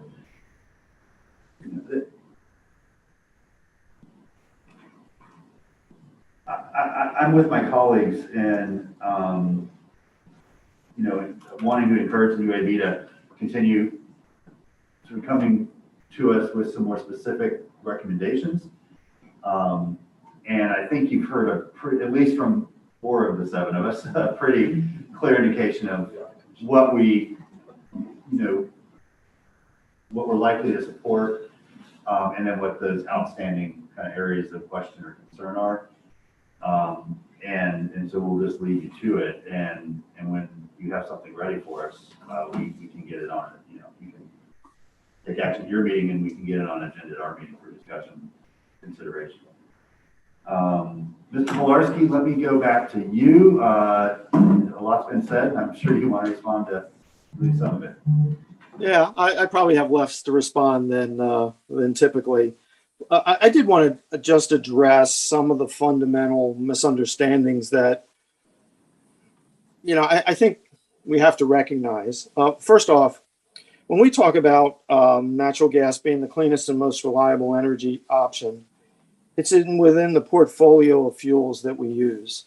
And we've taken a great deal of effort to describe the difference between reliable power and supplemental power. And so when you compare gas, coal, biomass to solar, you're not comparing apples and oranges. Solar may be the cleanest, but it ain't reliable. It just is not. It doesn't fit the qualifications of our regulatory body. So of those fuels, we're typically left with natural gas. And natural gas also creates reliability because it allows us to ramp our units up usually more quickly and in response to load changes. And in the future, going forward, when we have more solar, it means more natural gas. That's the reality. That's the technical issues at play. So if we think that we're going to talk tonight and say that natural gas won't exist in our portfolio, we can't get more solar beyond the 50 megawatts without more natural gas. So we have to be careful we don't cut off our nose to spite our face. Secondly, we talked about there's no community benefit for our natural gas with the rebates. And I also heard, you know, the natural gas infrastructure, that division. You just got to remember that arm of GRU pays 10 to 15% of the GFT. If that's not a benefit to the community, I don't know what is. The other thing that I've been doing recently is I've had some conversations with some people that have talked about this very issue about clean natural gas. And one of the things that's being bantered about is the idea of certification of clean natural gas. In other words, you could buy specific natural gas products that were not fracked, that were certified to have certain leakage in the system. So you would have something I think that you're all looking for. So we're already exploring those types of options. And then finally, I'd say I just found it somewhat interesting that we talked about delivery problems with natural gas. We wanted to focus in on a 3-day period with no mention of the fact that solar has delivery problems for 12 hours a day. And nobody takes into account any inability to deliver power from those solar units for that period of time. But we'll talk about natural gas. So with that, I'm finished. Thank you. Okay, thanks. Mr. Chair, I think a couple of folks on your side had some additional comments or questions, and then we'll go to public comment. Thank you, Mr. Mayor. Do we have additional comments? Report. Yeah, you know, I was there years and years ago when we had lots more rebates, I think a couple of us were. And one of the reasons a bunch of us complained about it in the past is because of equity. It went to people like me. I didn't need them. Well, they didn't go to people that needed them because they couldn't afford the other half, the other 3/4 of the equation. It's up to me. I wouldn't have, if all you have is a rebate that affects development on the west side of town, then don't have that. It's just on its face not equitable. Unless you have access to money, access to funds that all people, especially the lower economic strata, can access, then our face of rebates is only to develop big mansions on the west side of town. It just smells, it doesn't pass the smell test. Nor should we take that money and put it on electric vehicle chargers in people's private houses. Again, that benefit people like me. Sorry, I don't need it. I'm not far from rich, but I don't need that, not in our community. And last but not least, we have commercial heat pump water heaters. So rather than going from a dirty diesel, God, I didn't know they were still doing that, water heater in our schools out in outlying districts. I didn't say water heaters. Okay, sorry, we'll talk later. But there's other options in the commercial entity also to get away from natural gas. So again, it's not apples and oranges. And again, if all we have is a one rebate, it's not happening on that alone. Thank you. Members Thronewood. Oh, Ms. Carlo. Never mind. Thank you. I just wanted to make a clarification, Chair and Mayor Poe.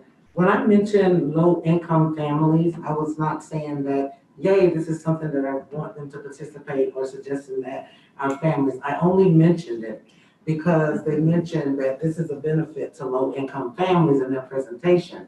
And I was letting them know that there was not a clear pathway for how that could be, so don't use it as a selling point. I have to agree that I was speaking when I was talking about this particular program for the outlying areas. I can also tell you that after listening to a lot more discussion, I did miss a couple of workshops I did, and just listening to more, I can see both sides of the coin, and I like the commissioner's recommendation of diving in more, looking at benefit programs, and I am so glad that Wendell saved me half of my comment by saying that make sure that when we do a rebate program, that the rebate meet our community's needs as well, because we still have failing infrastructure. That's hard. We couldn't participate in rooftop solar if we wanted to because most of our roofs are caving in. So if we don't fix the infrastructure and help the people, then none of this benefits to the ones that are hurting the most and the ones that are having the hardest time paying the utility bill. I just wanted to make the clarification that this was not something I was asking for low-income families, but only saying that if it does not benefit us and you have no clear way that it can, don't use the benefit of low-income families in your presentation.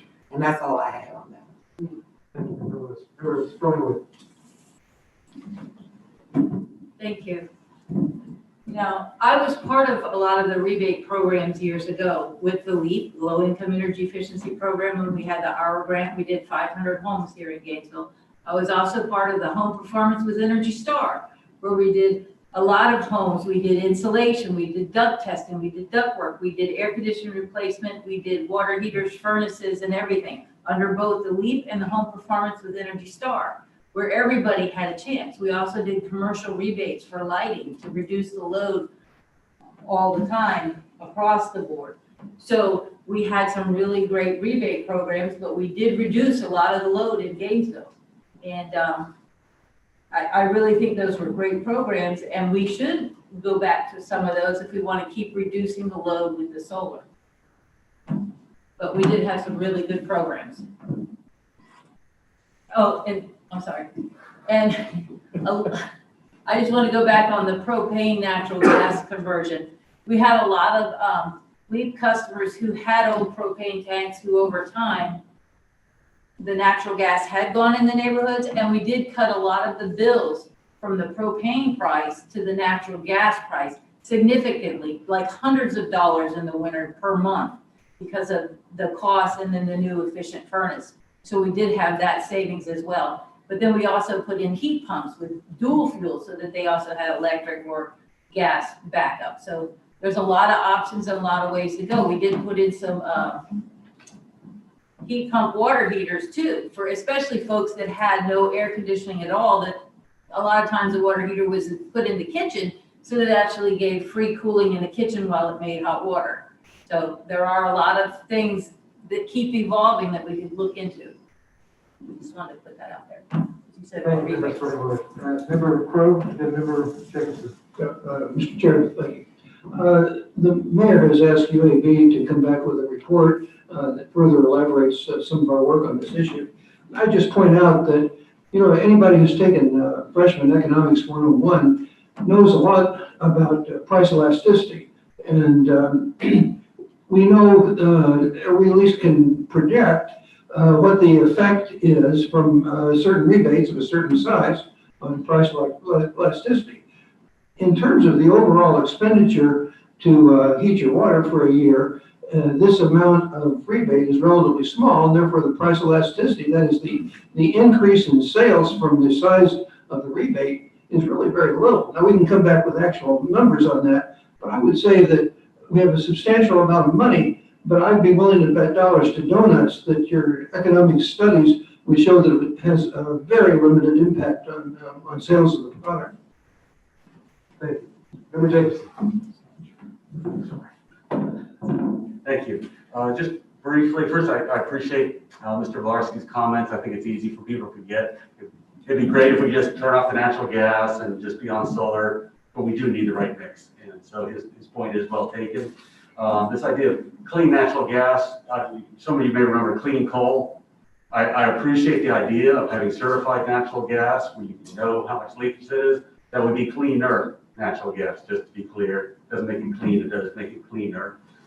Two things I would request. I appreciate the City Commission's amendment, or what you guys are trying to do. I would suggest that you add or remove the words environmentally friendly also, in addition to being clean, from natural gas discussions or advertisements.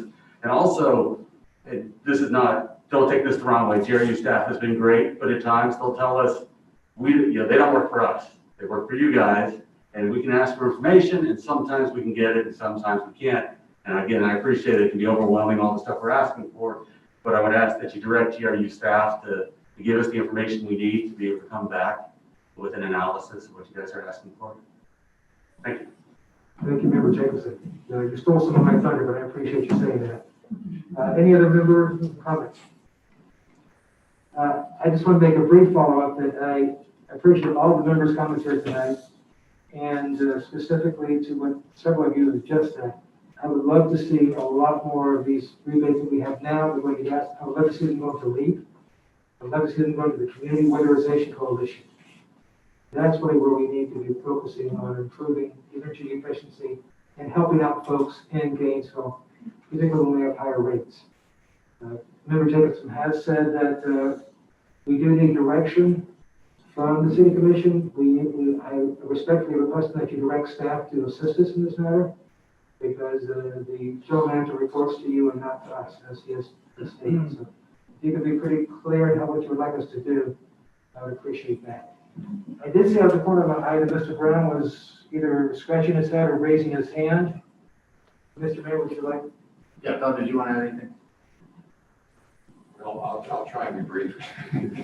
There were a lot of points made that I think you can have contrarian points of view. We pulled data from the EPA, from the EIA, that suggests that the leakage, the EPA, I think, also suggests that the annual leakage from methane is less than 1%. And the argument that natural gas is worse than coal or equal to coal, to me, I haven't seen that data. What I have seen out there is the analogy is that you have to have 8 to 9% leakage of the product for it to come close to equaling that of coal. And the data that I found says it's 1%, not 8 or 9%. Now, maybe you're wrong, but that's where I get my information from. So if I have a poor source and using the EPA, then that's where it came from. As an industry, the gas industry has come a long way I mean, the leakage, annual leakage has dropped like 77% since 1990, even though the quantity of gas being extracted has increased 90%. The same thing from the miles of pipeline. The actual leakage has dropped from 1990, even though the amount of pipes in the ground have increased 51%. And relative to methane in general, at least of the sources that I have, and this is on a million metric ton CO2 equivalent, they're saying that methane makes up about 10% of the annual emissions. Now, of that 10%, only 2.7% actually comes from gas production from the wells and things. So it makes about 3% of the 100% of the emissions of the equivalency comes from natural gas. So I think it's helpful to put a little bit of perspective on it. And most of you aren't old enough or from the north where you had furnaces where you run them more than one day a year. But I can tell you my grandmother's house was fired with a coal-fired furnace. And compared to coal-fired furnace where you're dealing with shoveling coal and dealing with the ash product, natural gas is indeed a very clean energy to use as a substitute. So I think that's probably where the expression came from. It may be a little bit outdated. You know, if it's clean relative to carbon, not, it's always going to produce some sort of carbon. But almost a third of the methane that is generated comes from what they term as enteric fermentation. And I'll admit I had to look that up. I didn't have a clue what that was. Basically, that's animal feces or cow dung or whatever decaying in the atmosphere, giving off methane. So, you know, again, I would encourage you, to leave the rebates in place. It does provide incremental to the revenue, and that revenue is used for the GFT. It's used for whatever other programs we support. So we want to characterize it differently. We can certainly do that. We respect your opinion. We follow your lead. So we're here to serve. Good, thank you. All right. Thank you, Mr. Mayor. So I would amend that motion to include the phrase environmentally friendly. So strike clean, strike environmentally friendly from marketing materials, please. And please be sure that the UAB has staff support to bring back to us a useful set of recommendations. If you're comfortable with that as a... That's fine. I just wanted to add. So I wanted to also add to say that I want to be clear. We're talking about a $250,000 program, and we spent a lot of time talking about it, and I appreciate the level of detail. Talking about this in this budget, and I want to be clear and fair to our staff that, yes, I appreciate what you all have done to move us away from coal and energy generation, which is a much bigger picture than what we're talking about here. So I don't want to diminish that. I don't want us to lean to be leaning on gas 10, 15 years from now. I want us to know what the next steps are. But I totally understand that we are not prepared to take those next steps yet. So please don't get me wrong and think that we're throwing gas, entirely away right now. I don't want to burn gas. I don't want us to do it, but I really don't want us to burn coal. So given those alternatives, I want you to recognize that I am not trying to diminish what we're accomplishing in the greater scheme of things, because again, we're generating a solid third of our energy from clean sources, and the rest of the utilities in Florida are generating 3 or 4% from clean sources. And we ought to talk about that at every single meeting until everybody in Gatesville understands it. Because we don't tell that story. And it's time we did. So let's keep that out there. Thank you for what you're doing. And thank you for hearing what the commission and the UAB have to offer us. I appreciate it. Great. Thank you. Just thing I'd like to add, I think that's a good note to end on, which is our appreciation for how far we have come as a utility, and certainly recognizing that we have come a long way.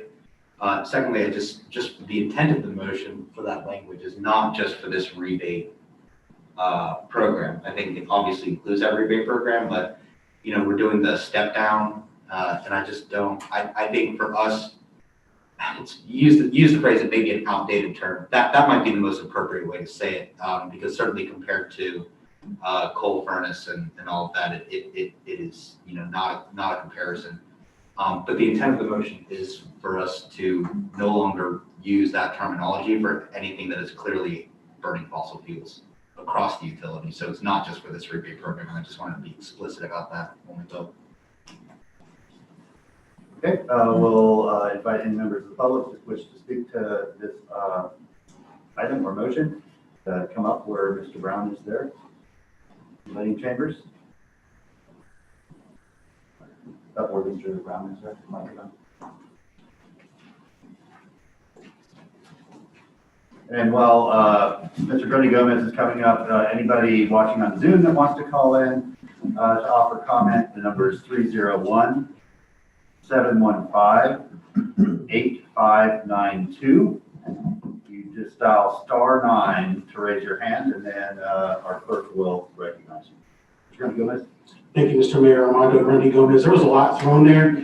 First, I want to acknowledge what Wendell Porter said earlier about what folks are receiving or who should receive them. He said he didn't necessarily need to receive them when it came to rebates, but the folks that needed to get them weren't getting them. What I'm concerned coming from the UAB, they're saying that what staff is not getting. Well, for those of us as residents, sometimes feel like when we're talking to you, we talk sometimes into an echo chamber. It's one way, and y'all don't hear us regular folks because it's a silo and an echo chamber. You all hear the sounds of your own voice, and you all are important, but the rest of us little peasants and peons don't hear us too much. And it's refreshing to hear one of your members here say something very different than what I hear from a lot of you. And not all Black folks are poor, not all white folks are wealthy. On the same token, let me put this into perspective as well. When it comes to folks that we talk a lot about renewable energy, and Commissioner Ward is correct. We're doing a great job. We're doing a fantastic job. When it comes to meeting Kyoto protocols, when it comes to meeting a lot of things, we're doing a great job. The fact of the matter is, Mr. Porter tapped into something about who's paying for those.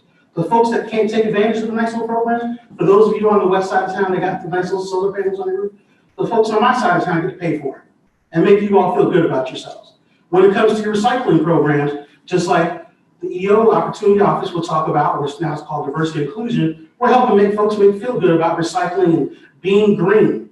Don't ever talk about those things because it makes you all feel good while the rest of us feel the pinch. And it's the tale of two cities. And that's really rich, really rich. And we could sit here, and I appreciate the manager for speaking fact to fiction when it comes to, we could sit up here and say about what definition of what's cleaner, what's not. If we really want to get into it about solar panels, it takes how many parts of a fossil fuel to make one solar panel? We could go down that path too, folks, and talk about there's no silver bullet when it comes to generating or what's going to be clean.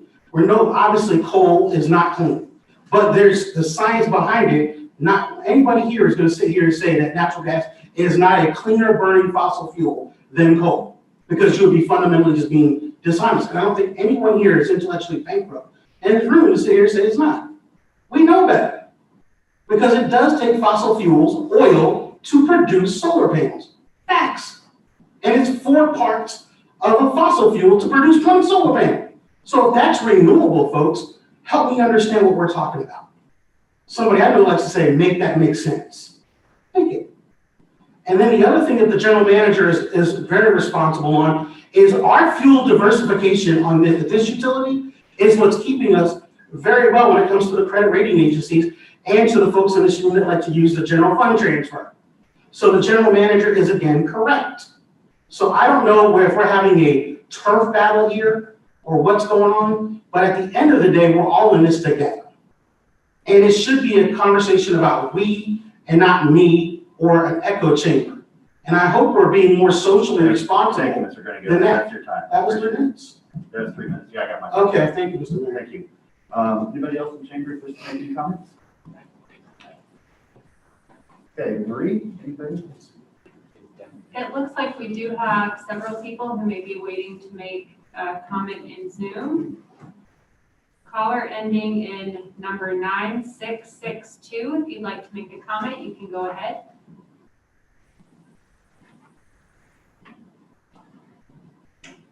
You'll need to unmute your phone.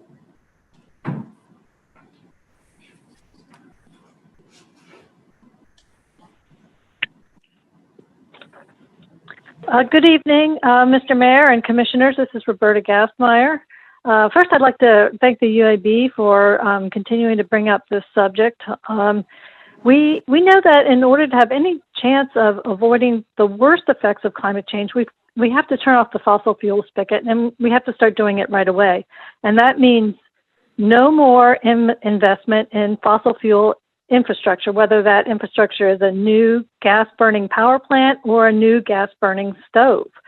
We have to electrify everything, our vehicles and our buildings and our lawnmowers and our appliances, and we have to supply all those electric things with clean energy, and natural gas is simply not clean. We're not asking you to turn off the fossil fuel spigot today. We're simply asking that you do not encourage greater use of fossil fuels with rebates, and that you don't mislead the public into thinking that they're doing a good thing for the environment by buying a gas stove. I really feel it's a very small but necessary step toward our 2045 clean energy goal, and we really have to stop finding excuses, financial or otherwise, for continuing to burn fossil fuels, and we have to start figuring out how we're going to reach that zero emissions. While of course offsetting those costs for those who can't afford it. Right now we're giving 88% of those rebates to expensive new housing. I mean, really, we've got to find a better way. And I maybe I don't understand how the UAB, works, but I find it kind of strange that you're putting the onus on a volunteer board to figure out how the rebate structure should work instead of GRU staff. But I do support the motion, and I appreciate your time on this. Thank you. Thank you. We have the next caller, Madam Clerk.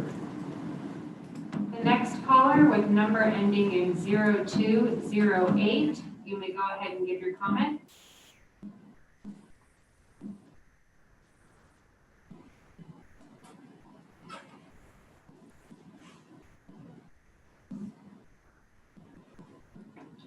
Caller ending in number 0208, you may go ahead.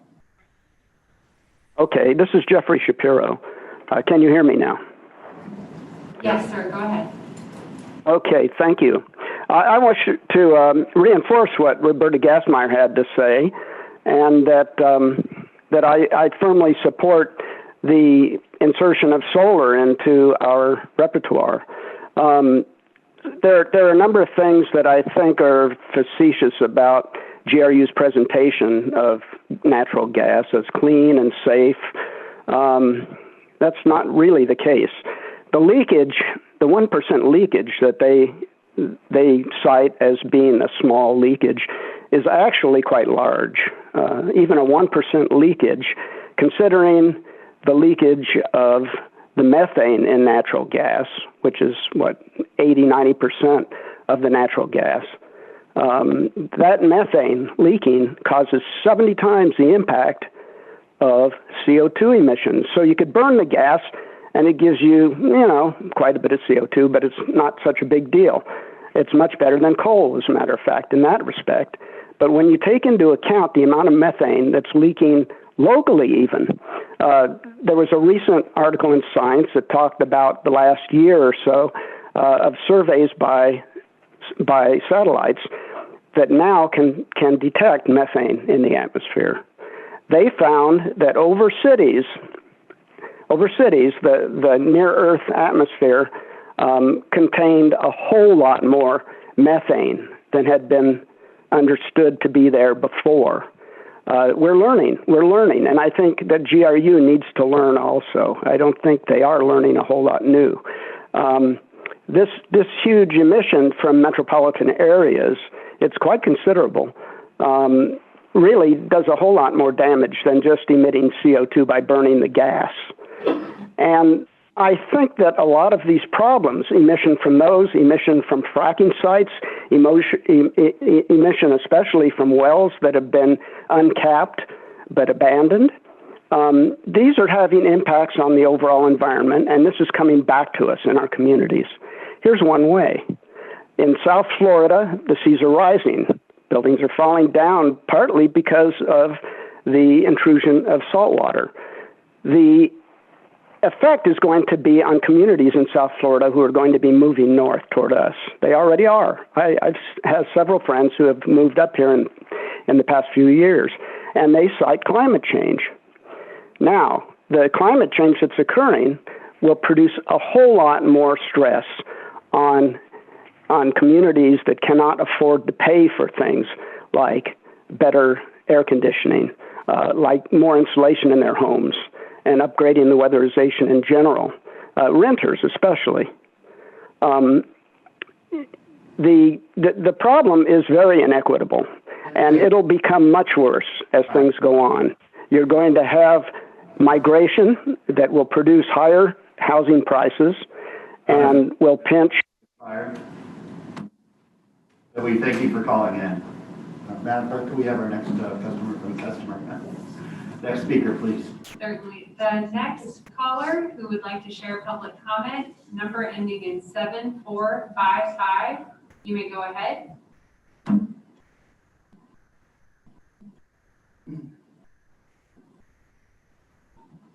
Caller with number ending in 7455, please go ahead.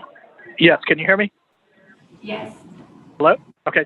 Yes, good afternoon, Nathan Scott. So with respect to the motion and the discussion, I just want to add, I thought Mr. Bolarski was absolutely correct pushing back against the UAB. Again, we have a UAB.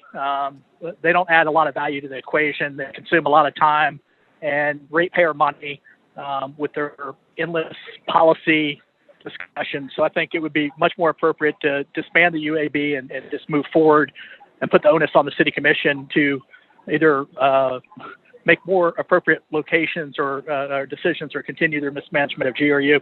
With respect to the discussion of admissions, I think it's important to emphasize, folks, we heard about natural gas and all that discussion and how coal's dirty. Well, you know, GRU's own emission data shows that the biomass plant emits more tons of CO2 per megawatt hour than Deer Haven 2, which is fired by coal. Okay, part of that's due to the scrubber that we're still paying for, but let's make no mistakes, folks. Don't call biomass clean and bash natural gas when you're emitting tons of CO2 into the atmosphere. I mean, there's been no discussion of that because it's an inconvenient truth that you guys don't want to talk about. And finally, there was an article in the Gainesville Sun that discussed about Oak Hammock installing solar PV to avoid GRU rate increases and save money. I think there's a tremendous conflict of interest when UAB board members, have businesses that are directly in direct competition with GRU, which increases our revenue requirement and causes our rates to go up. So I really need to think that y'all need to take a look at that and apparent potential conflict of interest that resulted from that Gainesville Sun story of installing solar panels on Oak Hammock, which directly competes with GRU now because we're paying for their net metering. So that's what I wanted to add to the discussion, but I'd encourage you to disband the UAB. It's a complete waste of time.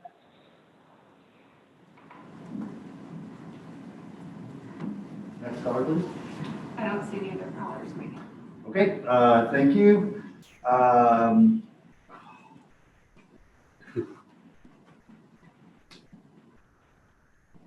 We'll wait for Commissioner Ariel to get back so we can vote.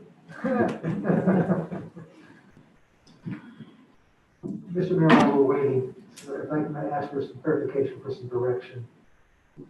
When you want this to go back to the UAB, you were asking us to study first, Commissioner Ward's suggestion that we bifurcate rebates between the GRU electrical service area and outside the service area. Having two different sets of programs between the two, is that what you're asking for? I don't think it was that specific. I would just like to hear options. Option, okay. And then you're asking that we look at other potential rebate programs or loan programs or subsidies that we could be doing in case. I think the question is about what are we trying to encourage? And then what can we do to encourage it, making sure that it's equitable. You're asking staff to, or you're directing staff to work with us on that, to come up with some of these other alternatives and options. Support your efforts. Yes, sir. Thank you, it helps have that direction. While we're waiting, I also know that, when the UAB does, I'll be asking a little bit about the programs. I'm very impressed with the city of Tallahassee does. If we can do a lot of the same things. I would encourage everybody to take a look at their rebates and grants and loan programs they have, perhaps we can use them all. That's something I'll be asking UAB to look at, ask staff to look into. Maybe we could adopt some of the same programs and processes. Okay.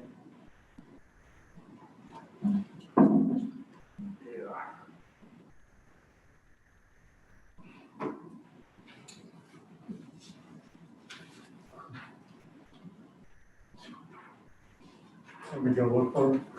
I don't vote.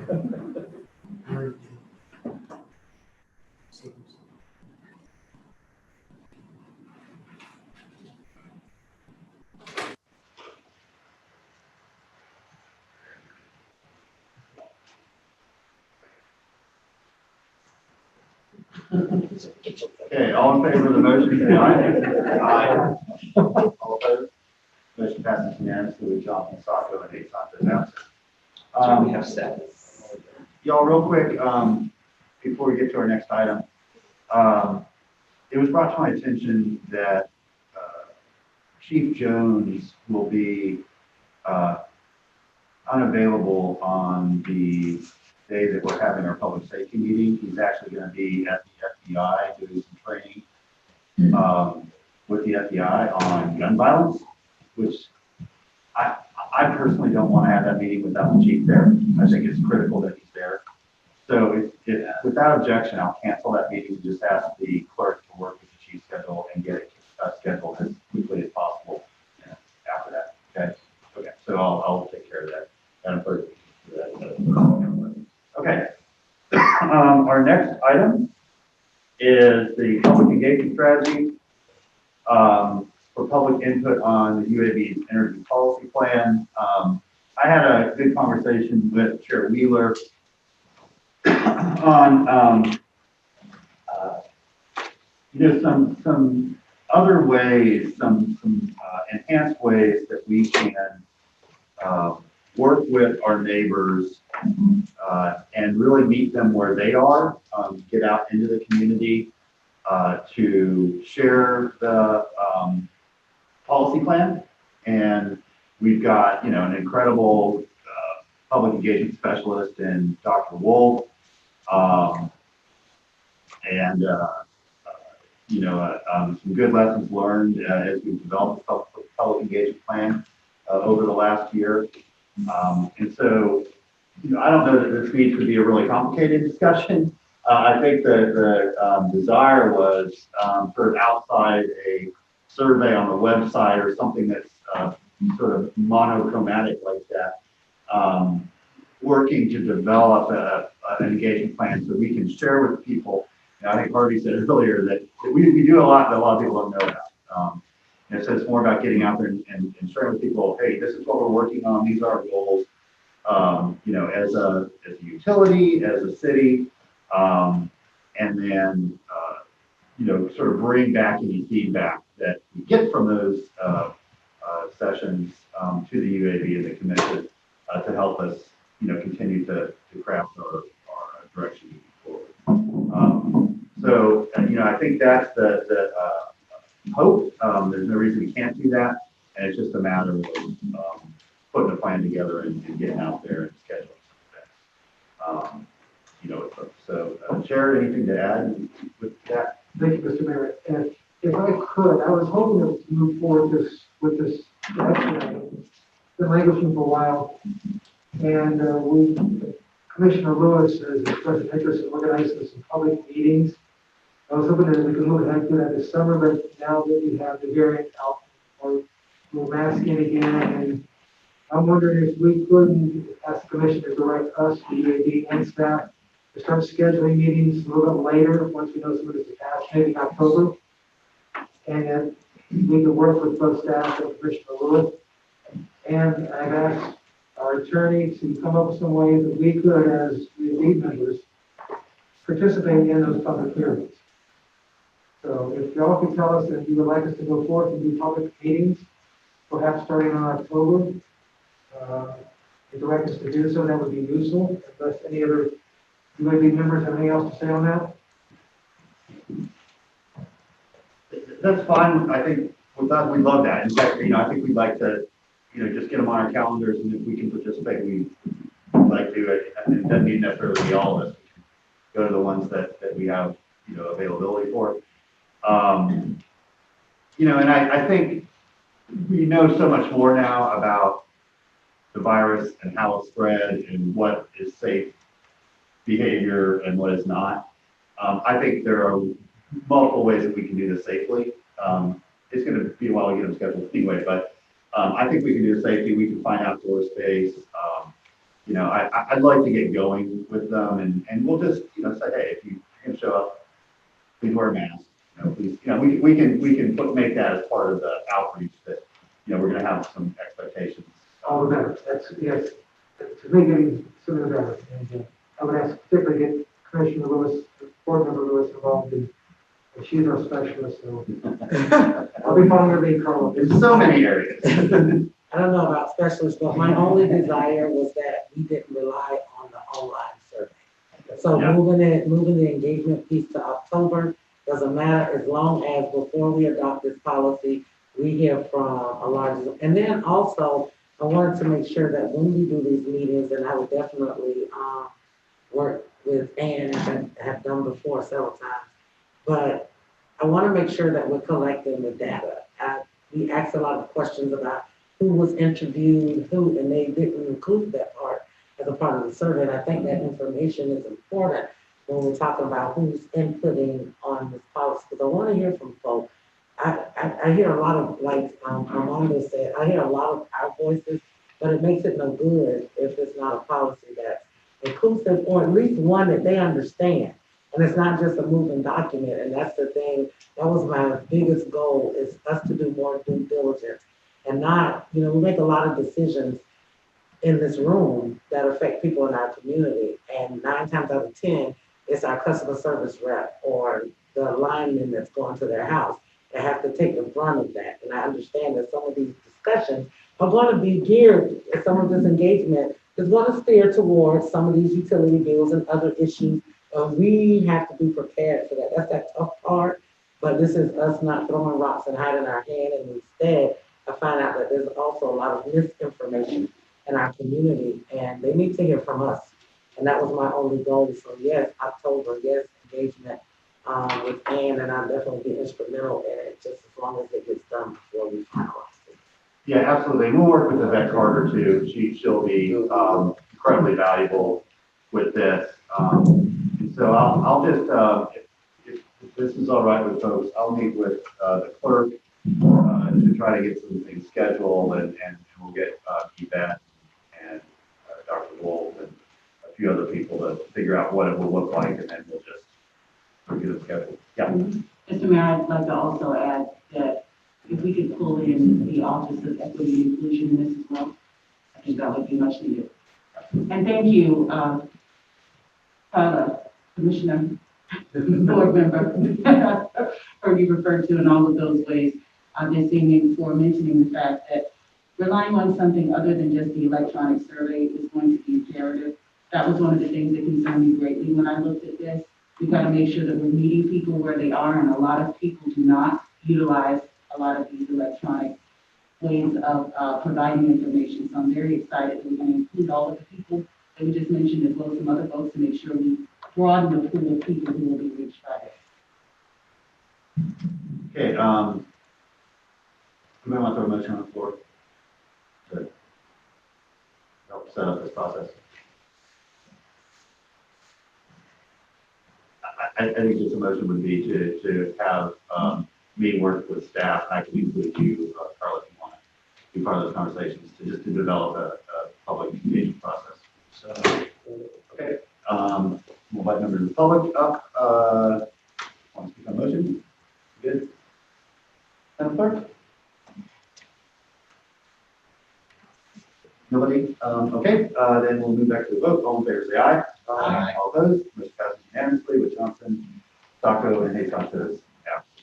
Okay, our next and final item is partnership opportunities for federal and state grants. So again, having a conversation with the chair, it seemed like the UAB felt there were some opportunities that were being unrealized out there for us as a city to partner with some entities at UF to go after federal grants like from the Department of Energy or some other agencies like that. So I told the chair I'm happy to have those conversations and see if there's a desire or willingness to formalize that, those relationships and pursue those opportunities. And I think it's probably easiest if we just keep it simple and reach out to leadership at the university and allow us to have those discussions. But I'm happy to sort of hear any other perspectives as well. Mr. Chair. Thank you, Mr. Mayor. This came from Member Crow, who has stepped out, but he is particularly interested. I think the board took his lead in saying, what kind of partnerships can we develop? UF is very good at research and grant writing. Perhaps there's some collaborative efforts where we could have a win-win agreement. That's why we're asking. Your suggestion, letting leadership take away would be, I think, the way to do it. Okay, so without objection, I'll reach out and talk to some of the deans and some of the other senior leadership over there and, see what the response is, and I'll just report back to the commission of the UAB. What I find out. Yeah. Mr. Mayor, if I may, just to add on to the conversation, I'm very grateful for this being put on the agenda. And I would say that one of the missing development partnerships between Gainesville and UF has been the university involvement with GRU. We sort of only talk about it in terms of customer and payment and all of that, but obviously an opportunity to create partnerships between the colleges, the departments, whether that be for grant purposes or other purposes. I think it's worth beginning to explore those avenues. I think it'd be beneficial. And ideally, perhaps as we go down the line, we have the county commission involved in the school board and other partners all work together. Yes, I do. Go ahead, Commissioner, and then Mr. Mayor, I like this idea. As you know, I'm always wanting to expand our reach to our neighbors. And so I'm wondering what Santa Fe College might also be able to bring to the table. So if we could also explore adding them to this conversation, I certainly think that we need to start including them in our conversations a lot more. Thank you, Mr. Mayor. So the big thing we've all kind of been waiting on as it relates to particularly federal funding is the potential of an infrastructure bill. If that should actually come to pass, it should open all sorts of doors for what we can do with this utility. Not only for electrical generation, but also our water wastewater facilities. I mean, that's a thing that we've all just kind of been holding our breath for infrastructure week for a long time. And maybe it'll finally be here, but it's important that we be thinking in that direction of what might be when that happens. Not only for the city of Gainesville, but also how we can bring along our partners. Because as we've seen with ARP, all our government partners locally, county, school board, UF, Santa Fe, they all get chunks of money as well.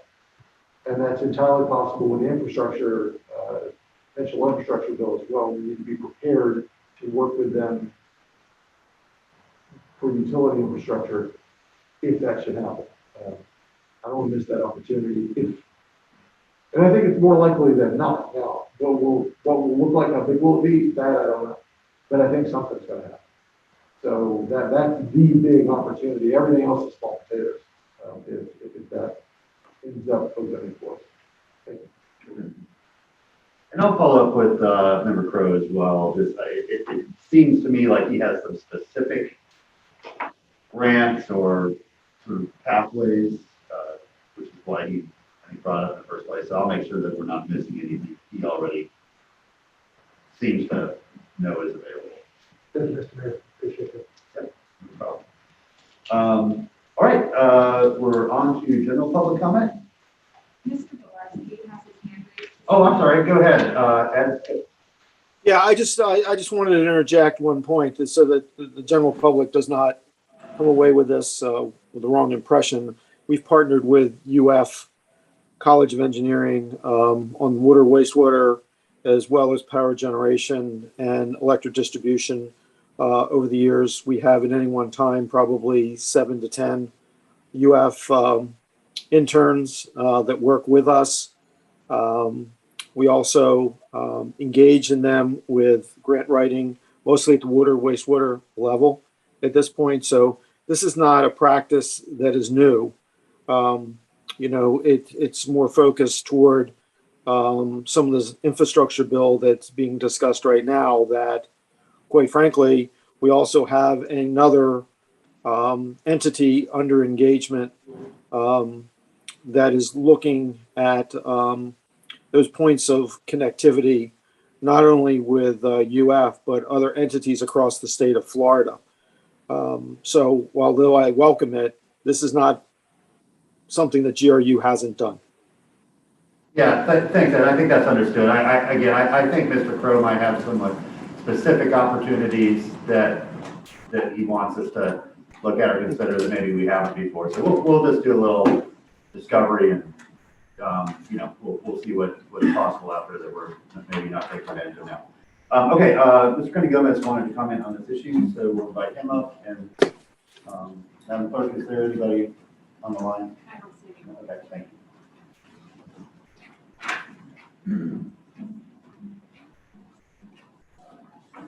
Thank you, Mr. Mayor. Armando Brenda Gomez. The one thing I wanted to talk about is we're always talking about expanding partnerships and relationships.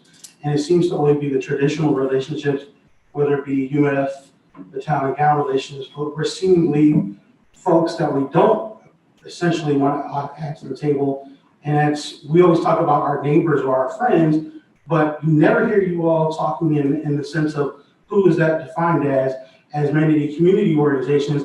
Also, another player and factor you're leaving out is the Department of Veteran Affairs, which has a major hospital, even though it's a federal entity, has major grants on the table. I think we're missing out on opportunities to expand it rather than we're just looking at what we have around us and not looking at what we don't. So I guess for me, Mr. Mayor, I heard one of the commissioners talk about Santa Fe, but people that are being traditionally left out in this pandemic, people that look like me, Commissioner Duncan Walker, were left out a lot of things when it came to grants and where this pandemic showed where we had vulnerabilities at. And that is something that we could parse, whether that be through the Department of Health, whether that be through many things. So while we're traditionally looking at grants and funding, how deep are we really looking and touching other than saying, well, let's just go to UF because we always touch that well. I think we need to really get outside of the box and dig deeper instead of just what we have because it's comfortable. Well, we have Santa Fe there, that's comfortable. We have UF there, that's comfortable. But nobody has these conversations in a more meaningful and effective way. And I think that we're doing ourselves a great disservice. Thank you. Clerk, one more check with you. No? Okay. All right, well, thanks. I'll give you an update on what I find out, y'all, after I have some of those conversations. Okay, up next is general public comment.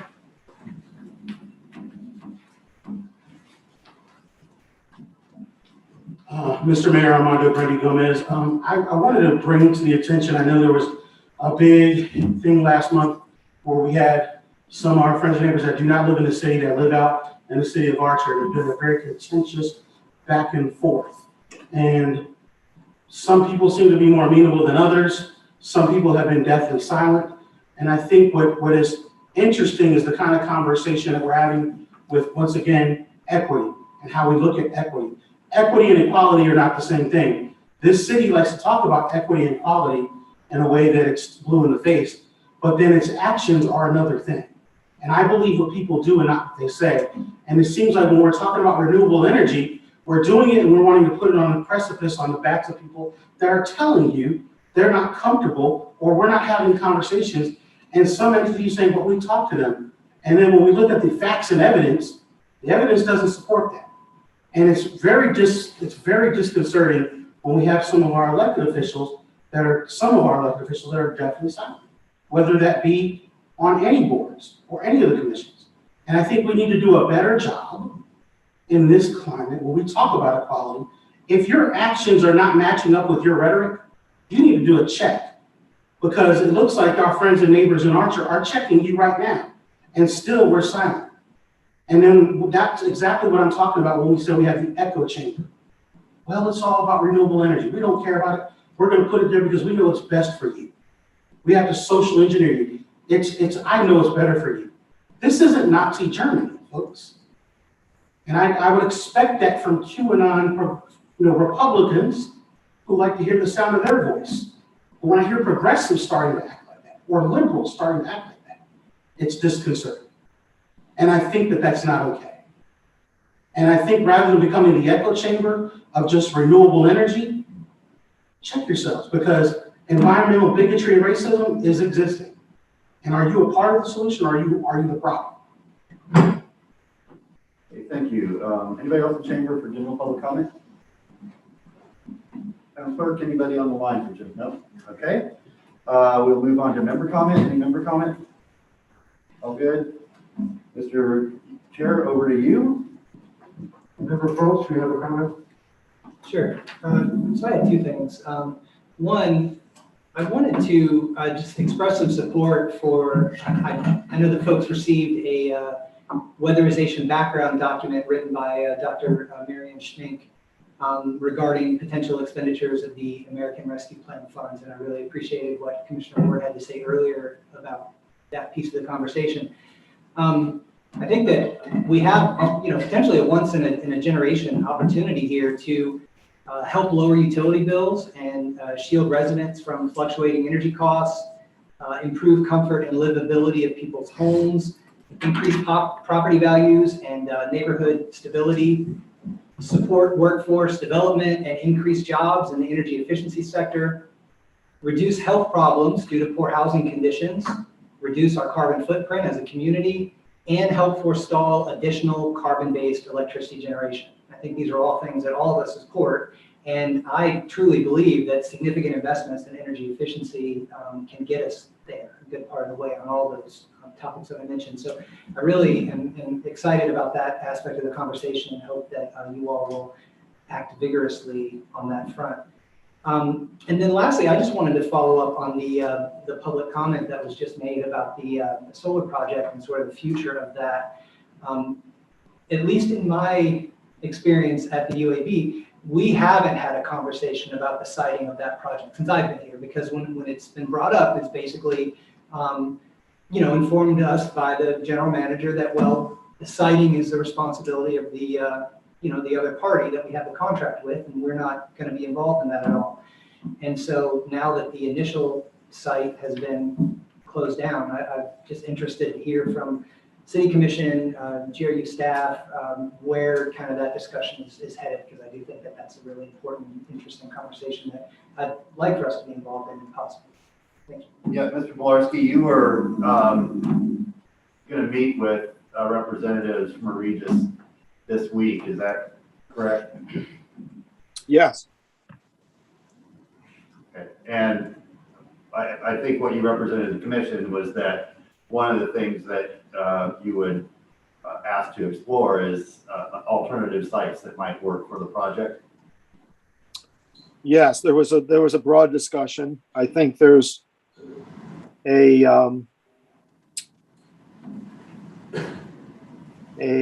how would I describe it? There's a feeling on the part of a Regis that their position has been misconstrued, that they've been cast in a light that, isn't consistent with the facts, in terms of talking with the community. We have some hurdles to move past.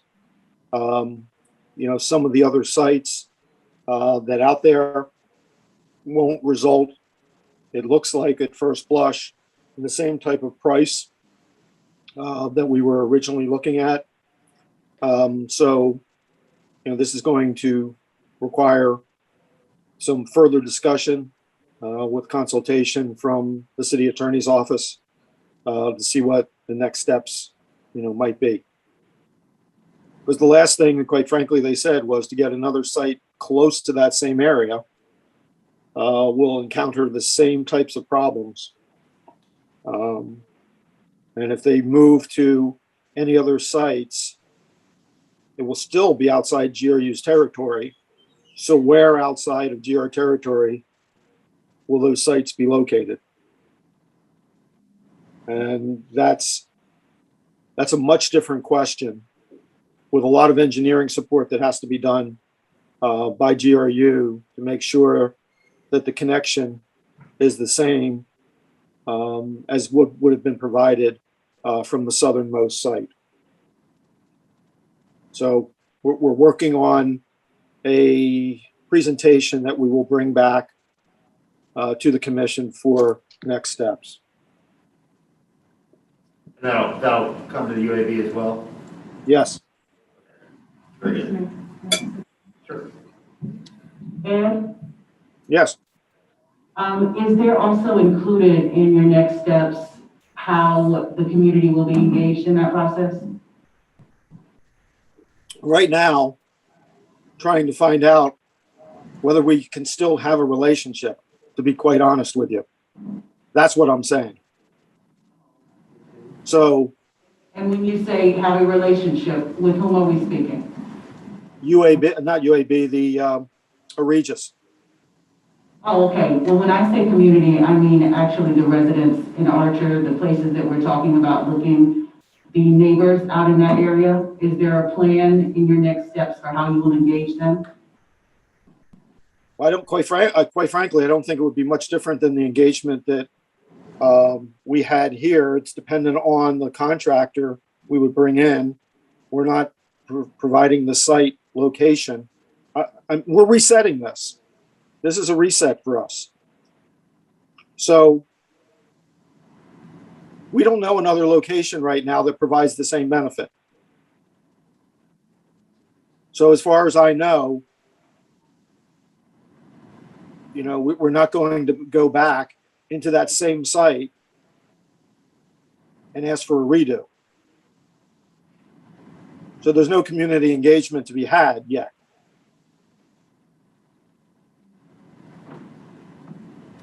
Well, wherever it is that you go, if there are people or neighbors that would be impacted, I'm assuming that would be a part of your process, though, right? Yes, we would have public meetings. We'd have public discussion. We'd show the project as we did, or as Regis did before.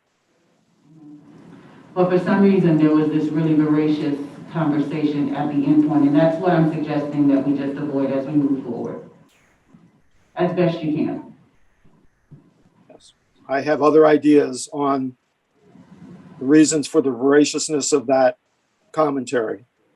And I don't think it had anything to do with the public outreach by Regis. Okay, we'll speak. Thank you. Mr. Ward. Thank you, Mr. Mayor. So, yeah, I mean, before we re-engage with any community, well, let me back up. We don't have the capacity, GRU doesn't have the capacity to go build a solar farm. We do have the capacity to engage with a commercial entity who go build a solar farm. And we absolutely should do that. I don't think anybody, no, that's not true. I was going to say, I don't think anybody disagrees. There are people who disagree. There are absolutely people who don't want us to engage in building a solar farm. Now, nobody's going to come to the microphone and say that, but there are absolutely those folks out there. The folks that Regis reached an agreement with to purchase or got on the precipice of making that deal with, there were also other people who wanted to sell a Regis property. And we can't discount that as we move forward. I would encourage a Regis or any other company that we deal with to do a better job of talking with folks to make them aware of what of the reality of what a solar farm is, which is a pretty good neighbor. I mean, it really is a pretty darn good neighbor as compared to, say, a tree farm that is pretty much environmental wreckage. But as long as there are folks who stand to gain financially from stopping one thing, they're gonna try to do that right up till the very last second. And we need to make sure that our partner has probably a better upfront conversation with any neighbors who will be anywhere around the land they're talking about. And unfortunately, as long as it's us engaging with an entity who is gonna go do the work at arm's length from us, because we, again, don't have the capacity to do it ourselves, we've got to depend to some degree on their ability to engage, and we can't do that engagement for them, because it isn't us, it's them. So that's always going to trip us up to some degree. It's always going to be a thing that we hope they do well, but we can't do it for them. And that's unfortunate, but it's one of the things you give up when you're not the one doing the actual building. Because we can't go speak for them, and shouldn't go speak for them, because we might say something that they can't deliver, or that they don't deliver, and then that's a problem. So I'm hoping that certain that Regis is hearing this. And I'm trying to choose my words very carefully, Madam Attorney. Very carefully, because a lot I'd love to say beyond that. But I'm not going to say those things tonight. So yes, we absolutely, I hope and pray that we can do a better job that our partner can do a more adequate job of hearing from people and communicating with people who are going to live next door to wherever an eventual solar farm is sited,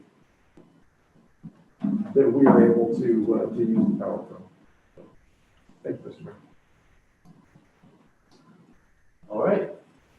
Well, really appreciate y'all sitting down with us tonight. I learned a lot. I think we've got some good activities moving forward with both the natural gas and some of these other conversations, especially the public engagement. So we'll get those scheduled.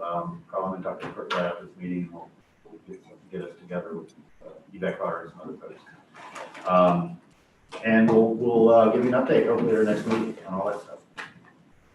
I do have one last comment, and that is to, on behalf of the UAB, thank the commissioners for your time and interest tonight in meeting with us and listening to our conversation. All right, thank you. No further business, of course, we are adjourned.